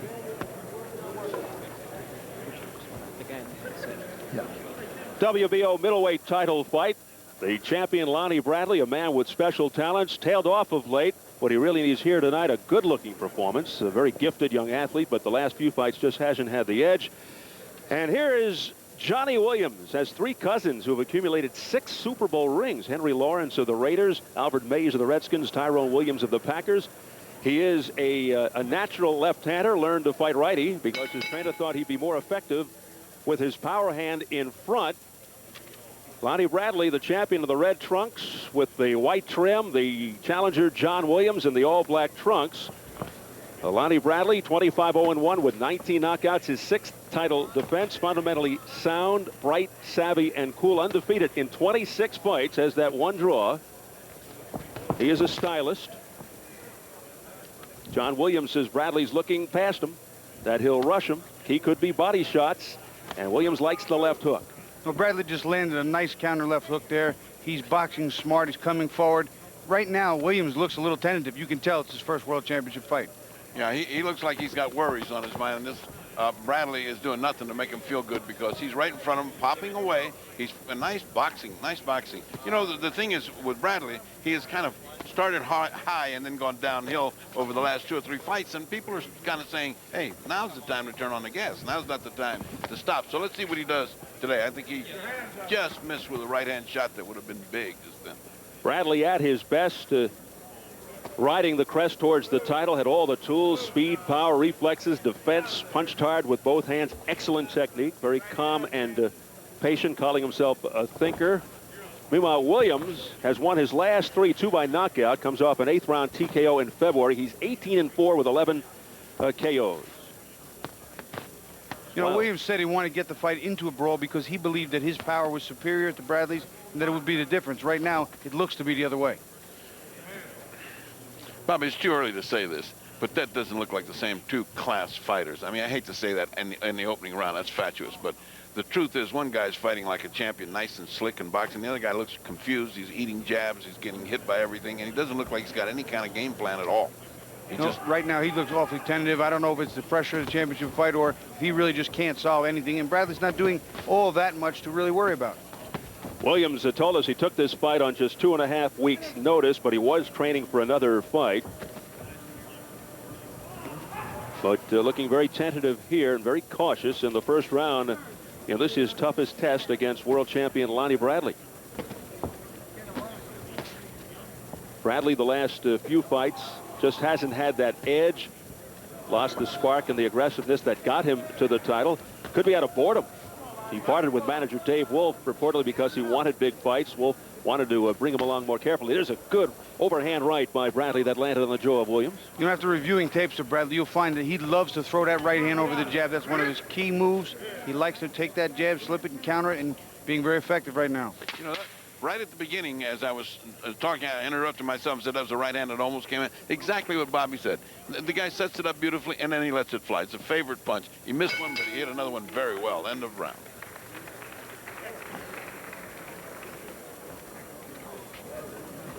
That's what you want to do. He throws a punch, you want to slip, counter it, and nail him with it, right?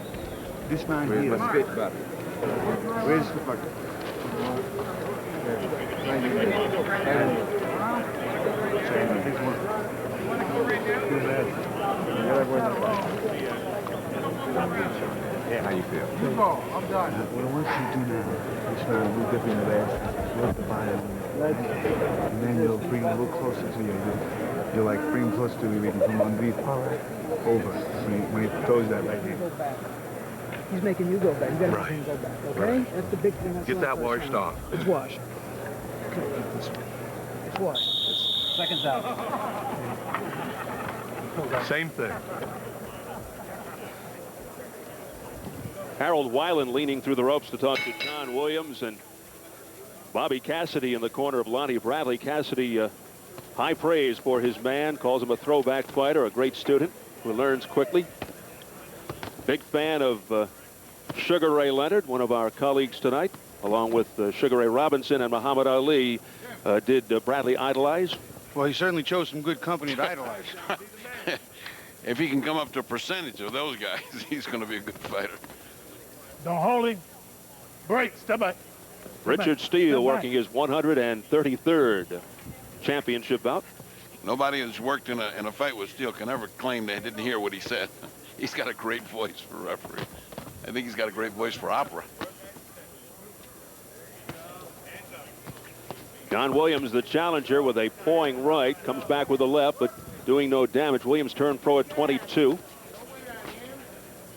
Williams starting to throw the punches a little more now, starting to put a few together, but not real accurate. He's not really digging. And they aren't hard punches. They're find you, where are you punches, rather than zinging punches to do damage. So it doesn't look great right now, but at least he's fighting back a little bit better than the first round. You know, it's funny, when we're doing interviews and he's talking about all his family, he said his mother-in-law thinks Steve Albert is the sexiest man on TV. Well, she obviously got me mixed up with you, Ferdy. No, she's in the visually impaired then. Oh, thanks a lot. John Williams in 22 fights, never down. Never down as an amateur as well, and the same can be said for Lonnie Bradley, never down in 26 professional fights, 19 KOs. Here you see Bradley sticking strictly to the body, digging up underneath, working the body. He's trying to take a young, inexperienced fighter to school right now. Yeah. Ooh, there goes that right hand again. And back comes John Williams saying, that didn't feel too good. Williams on the retreat right now. Bradley stalking, missing with a wild right. And goes back to the left jab, looks frustrated, does Bradley. Now he comes back with a straight right hand, going downstairs and up. Lonnie Bradley pouring it on. See, the body shots will start to open up the opening for that right hand more and more. The more he goes to the body, the more Williams will worry about the body, drop his hands down, and get hit over the top. There's a good left hook to the body by Lonnie Bradley, who continues to have his way. And that left jab right on the nose by Bradley. Yeah, stiff jab now, starting to do everything he wants. He's opening the gateway for that right hand, and apparently he really treasures that right hand. There it is again. He fired it off. A lot of punches landing now by Lonnie Bradley. They're getting through. Combination to the body by Bradley. And there's that pretty left jab once again that makes the challenger backpedal. Here you can see a fighter like Williams right now. He's not committed to even his punches. When he punches, even though his arms are going forward, his mind is telling his body to get out of there, and he pulls back. And I don't think he really comes in with full power with the punches.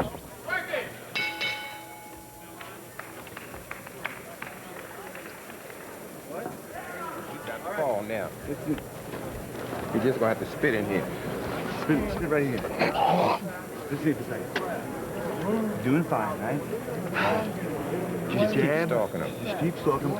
Jab like you're doing. Take your time, relax. Don't get out of your mode. Work the body and everything. You work the body, so bring his hands down more for that right hand. And He's scared. All right? Don't be scared. Bradley pretty much having his way. Here you see him in the corner banging to the body. He's digging up underneath, trying to open up the younger, inexperienced Williams. And he's really not being too effective here, but you'll see it sets up some right hands later, and he really does a nice job. Once again, Williams starts worrying about that body, and bang, there's the right hand on the top. Looking for the body shot, and right over top comes Bradley. Let's go second. Well, from the first two rounds, Bradley knows Williams has a tendency to drop his left when he moves back, and he's capitalized on that with nifty right hands. Williams told us yesterday Otis Grant hurt Bradley but didn't jump on him. I'll do that. So far, that has not been the case. Williams has been on the retreat most of the way. You get the feeling right now, too, that Bradley can step up this pace and turn it on and go out, full out as soon as he wants to, but he's just taking his time. He's getting in the rounds and the work. Well, that's exactly right. That's what the corner said. So take it easy. You get there. You need to work. And that's exactly what he's doing. He's like a gym workout here. He's working away. And when they say step on the gas, it looks like it could be over. Bradley continues to stalk, also showing his elusiveness there, his defense. Williams' corner keeps telling him, move, work the body. You belong here, trying to give him some confidence. Boy, Williams just walked into one right on the button. And here comes Bradley, another swing and a miss with a left hook by Williams, and Bradley counters with uppercuts, lefts and rights to the body. So you can clearly see that Williams is worried about some of those body shots. He's dropping those hands. When he gets on the outside and Bradley's coming in, that's where the right hand's going to land over the top. Yeah, I don't think he's ever expected this kind of body punishment. He looks bewildered, and he didn't know how to let go and just grab him so that would stop. And so he took a lot of shots to the body just then. Williams obviously has never been in there with this kind of skill against a stylist like Lonnie Bradley. Well, if Bradley wants to step up and liven up the dead division, he's got to take care of these kind of guys and make him, oh, there's that right hand we talked about, make himself look good, because the future is bright. There's nobody out there in the middleweights. He could be it. Sometimes that's part of the problem with some of the good boxers who like to take their time and work. When you're in with a guy who doesn't appear to be at the same level, the people, the boxing public, as well as the general public, just expect you to walk through him. The middleweight division flourished back in the 80s with superstars like Sugar Ray Leonard, Roberto Duran, Tommy Hearns, and Marvin Hagler. Again, ripping to the body with lefts and rights, mostly uppercuts by Bradley. But today, in all due respect to their skills, the middleweight division short on marquee value. William Joppy, Keith Holmes, Bernard Hopkins, Lonnie Bradley, the champs. And Joppy and Hopkins are really can fit in almost anybody's middleweights. They're good. They've yet to prove themselves big, but they're good. They're both from Maryland. They're arch rivals, and perhaps we'll have a showdown there eventually.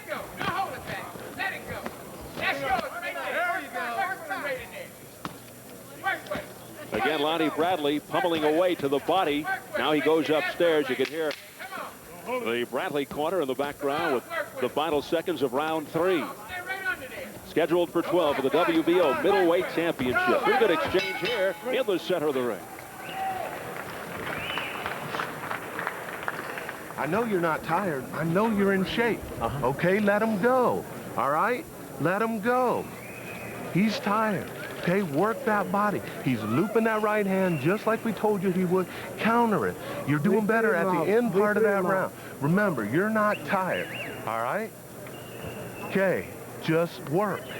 You're not working. When you're working, you're doing fine. Okay? Just work. Every time you work, he moves back. Go at him. You're not punching enough. All right? Combinations. Work that double jab like we talked about. Don't forget inside. An overhead view here, you'll see an uppercut that Bradley throws. He digs to the body there. He stuffs an uppercut underneath. He loves to work the body and then come up to the top. That's the way it's supposed to be done. Right here. Maybe a little bit more. And it's round number 4. Lonnie Bradley, the champion of the red trunks with the white trim. Johnny Williams in the all-black trunks, the challenger. While growing up in Harlem, Bradley wanted to be a basketball player, go to college, then the NBA, but gravitated towards boxing, got started late at 17. Mesmerized by Sugar Ray Leonard, Wilfred Benitez, and Pernell Whitaker when he won the gold at the 84 games. He says, you don't pick the sport picks you, and he wound up as a boxer. And he has dominated this championship fight to this point. Bradley right now seems to be content with just picking his shots, taking what he wants, working a good stiff jab to the body now. But once again, he's not really stepping the pace up and pressing the issue. And Williams, on the other side, is not giving him anything to worry about on the way in. Lonnie's doing what he wants when he wants. Yeah, Williams looks like he's just satisfied to be in a championship fight and still standing. I mean, he is offering no resistance at all. I mean, he's just catching right now, going back, and he has to take a chance. He's got to start flinging some real meaningful punches here, or else they're going to whittle him down to size and wear him out. There's that shotgun jab, followed by right uppercuts by Lonnie Bradley. Exactly right, Freddie. If he just whipped 2 or 3 right by his nose and they were really hard, Lonnie did at least look and say, okay, I got to watch that one next time. Bradley teeing off to the chin of Williams. Richard Steele advises the challenger to punch his way out. He's trying. There's an overhand right to the left cheek of Williams. Williams digging to the body, but getting nowhere. Uppercuts and then stiff body shots. Apparently, it hasn't occurred to him, Bobby, that you can get out of the corner. You don't have to stay in the corner. You know, some guys fight well off the ropes right now. Williams is not doing a bad job, but he's taking too much punishment and not firing back in between the big shots. That's a disadvantage for him to be in this corner. The other guy's not having to move around. He plants his feet. He's putting everything in there that he wants real hard. He's building his case for the next round or two, and I just don't understand why he's still standing there, Williams. Not only that, but notice, see, Bradley can keep his leverage, keep his feet one in front of the other and bend. While your back is to the ropes, when you get flat like that, you level off and square up, and that will not give you any leverage. Williams just mired in cement there. He's coming through with some right uppercuts, backs Bradley a little bit, but not much. And there's a beautiful right uppercut to the chin by Bradley, now followed by a left uppercut. And Williams slowly but surely trying to work his way out, but now he goes right back into the corner. He's taking a lot of punishment here. He has taken a lot. What a flurry by Lonnie Bradley right there. That was beautiful. Over. Under and over. Classic under and over. Left uppercut up, right hand over the top, digging in between the gloves. A barrage by Lonnie Bradley. But back comes John Williams at the bell. And those were the hardest punches of the fight for Williams. That's the first time he really landed 3 hard punches. Well, he waited a long time. Just relax. Cut over the left breath. eye of Williams. Deep breath. Bad cut. Yes, you are. You're fine. Just relax. Okay? John, he's hit you with everything he's got, all right? You're still there. Every time you hit him, he steps back. But you got to punch at him, all right? I know you're not tired. I know you're not tired. You're in much better shape. All right, use it. All right, let's take a look at this work in the corner, which is classic from Bradley. He's over and under. He's a succession of punches, one right after the other. And still, Williams hasn't got the idea that if he moves his feet and spins him and gets him out of there, he won't get this much. You got a close-up of those shots underneath, and you'll see Bradley come under the left hand, over with the right hand, digging him up on the inside. He didn't get great leverage on him, but they were very effective. And one of those right hands obviously busted the cut wide open. It's above the left eye. He's got one of the best cut men in the business in his corner in Chuck Bodak. John Williams, we'll see if that becomes a factor here, the cut over the left eye. You get the distinct impression right now that Bradley is ready to close the show. He did all the work he needed to in the corner to close the show. Well, at least Williams gets out of that corner here now to begin round 5 for almost the entire 4th round. Bradley had Williams on the ropes in the neutral corner. Off to our right, connecting with the uppercuts, followed by left hooks, the uppercuts, and big rights doing a lot of damage.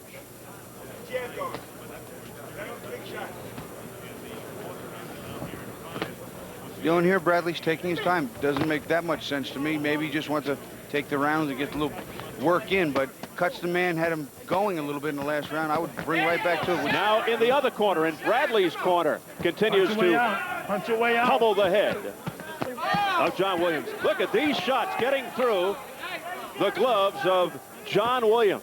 Well, in his favor, I'll say, if it is in his favor, he certainly takes a shot, does John Williams, because he's been getting clocked. Well, that's good in the fight game, but it's certainly not the obvious to take too many of those shots, Freddie. I don't think that's the way they score it. John Williams devouring a lot of leather here. He is the catcher.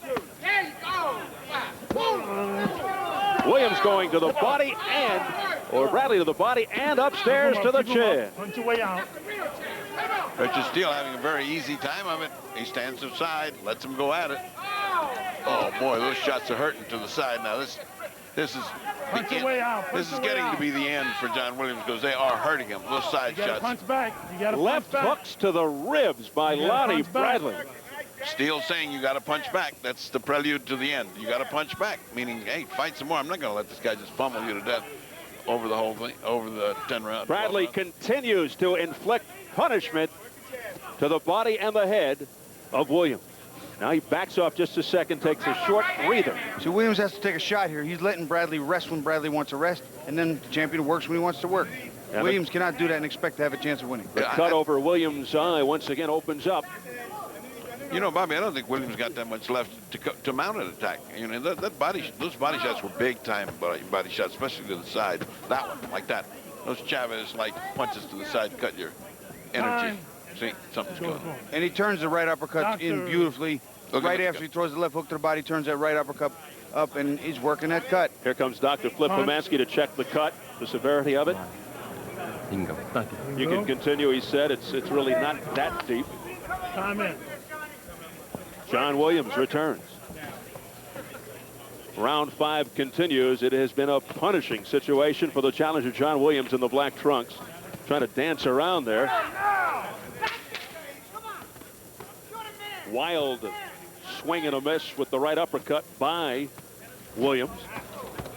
Williams trying to fight back at the bell.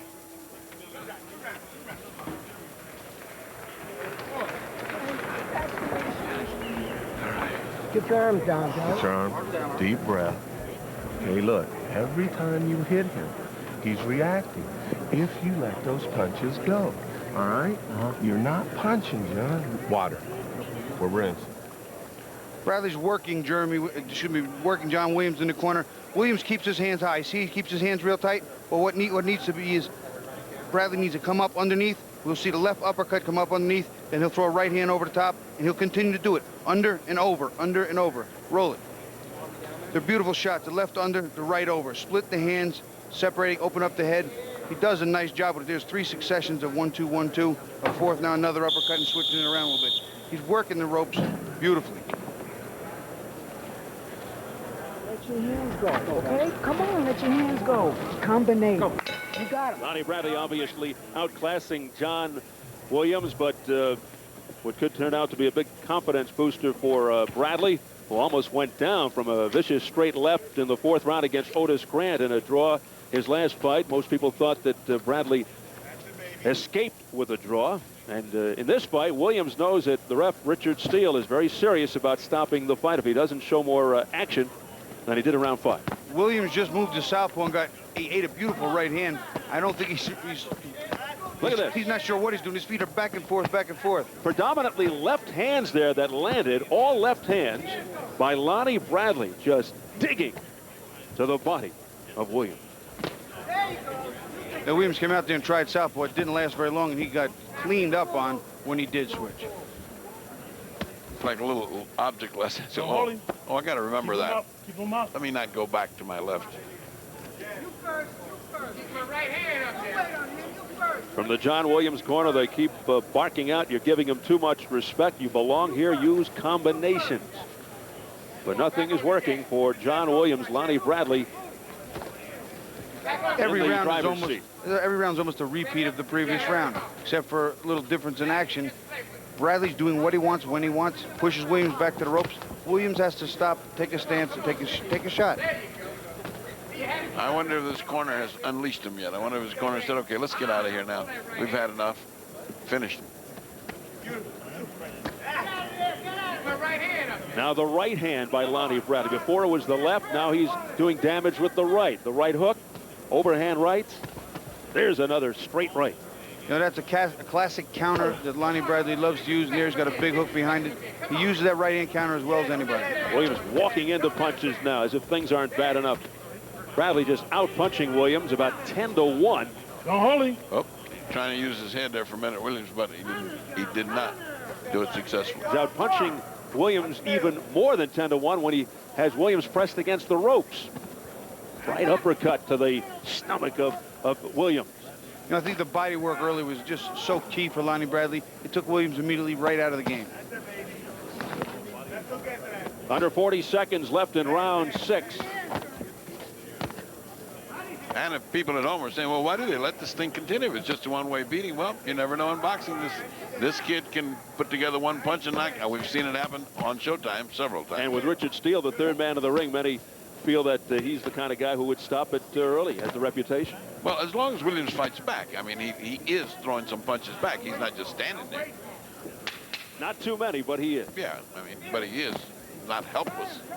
As we head for the bell in round number 6, scheduled for 12.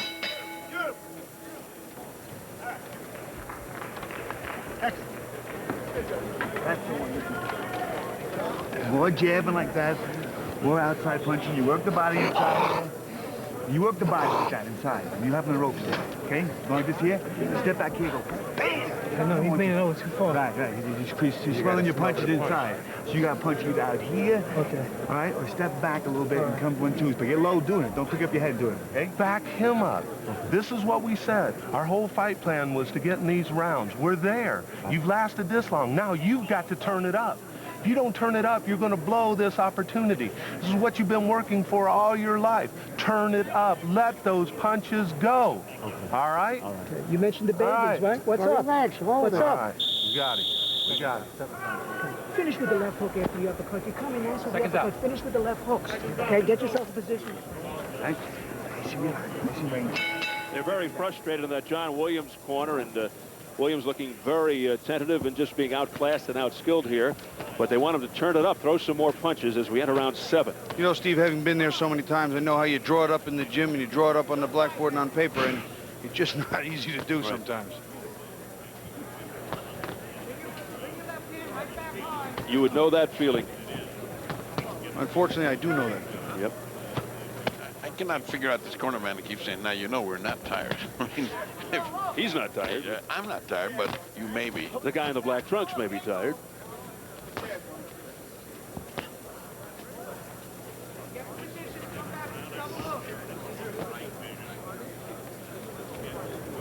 Bradley continues to stalk John Williams, moving him back, pulling with the left, looking to set up the right. Nothing doing again offensively by Williams. I think this fight is safely qualified as a blowout up to now. I have not given Williams one round. I mean, I'm tired of adding up tens here, and I quit keeping score now. But really, it's up to Bradley to finish this thing off. If he doesn't finish it off, it's not a big plus for him to have blown out this kid without being able to look better than this. On paper, the talent level doesn't stack up anywhere near even, so what I think Bradley needs to do, Freddie, just like you said, is close the show now. Get it done. Finish. Combination to the head by Lonnie Bradley, and Williams looks to escape. Another combination by Bradley upstairs. A punishing fight here for the challenger, John Williams, the number 10 middleweight contender by the WBO, his first world title shot. First shot at a title of any kind. 18-4, 11 knockouts, and Lonnie Bradley looking to remain undefeated. He's 25-0-1 with 19 knockouts. His only blemish in his last fight, March 4th, the draw with Otis Grant to retain the title. Beautiful left hook. He's double left hook up top, dropped underneath the elbow into the rib cage. I made a note here that Bradley fights as good going backwards as he does going forwards. He hasn't had to go backwards. He's been sending Williams backwards all night. We haven't tested that observation yet. It's only a one-way fight. Oh, a slapping left hook there, and then he digs in with those left uppercuts, followed by a right. Lonnie Bradley to the chin of Williams, and at least Williams showing a pretty solid jaw.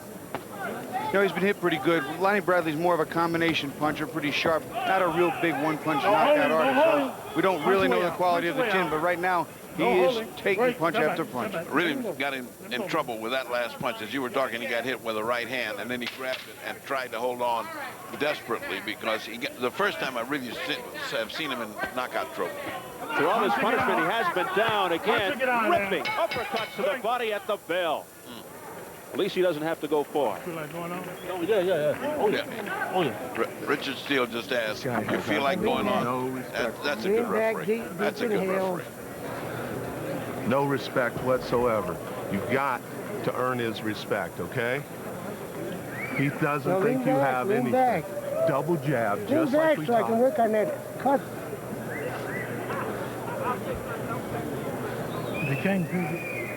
If you can't pick it up, man, I'm gonna stop it. You hear that? I'm gonna pick it up this round. All right. All right. I'm gonna pick it up this round right here. I mean, picking up by protecting yourself, too. Okay. All right, John. Give me one more You know chance. what you got to do. One more chance. You know what you got to do. Now it's time.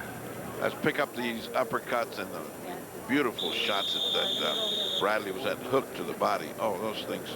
He repeats, there's the uppercut right between the gloves like he's supposed to. Another one right between the gloves like he's supposed to. Thing of beauty. He's really punching good, but he's got a punching bag in front of him. He was given a chance, another option to quit, and said, pick it up or else I'm stopping this, said Richard Steele, and he said, we're going to this round. Yeah, Let's see. John Williams assuring Richard Steele he's going to pick it up. A dominating performance by the champion in the red, Lonnie Bradley, thoroughly and utterly in control. You know, someone might consider it a premature stoppage if they do stop it in this round, just like the last. But really, it's the right way to go. Combination to the head. Here comes Bradley. Williams, like a punching bag. Look, as Bradley looks to close this thing out. Thumping shots. Oh, a left hook to the head. As Richard Steele steps in, and that is it. As Williams finally goes down to one knee. Bradley closed. We wanted him to close. He closed. Closed with a flurry. And Lonnie Bradley hoisted into the air by his trainer, Bobby Cassidy. He retains his WBO middleweight title. And now the concern is for John Williams, who took quite a beating as he lies down on his back. You did fine, John. Let's hope he's all right. Nice, slow, deep breath. 35. 10 and 35, please. Where's the... Jake. Jake, where's he at? Johnny. Right here, Lonnie. Hold up, baby. The doctor over there, Flip Pomansky, attending to John Williams.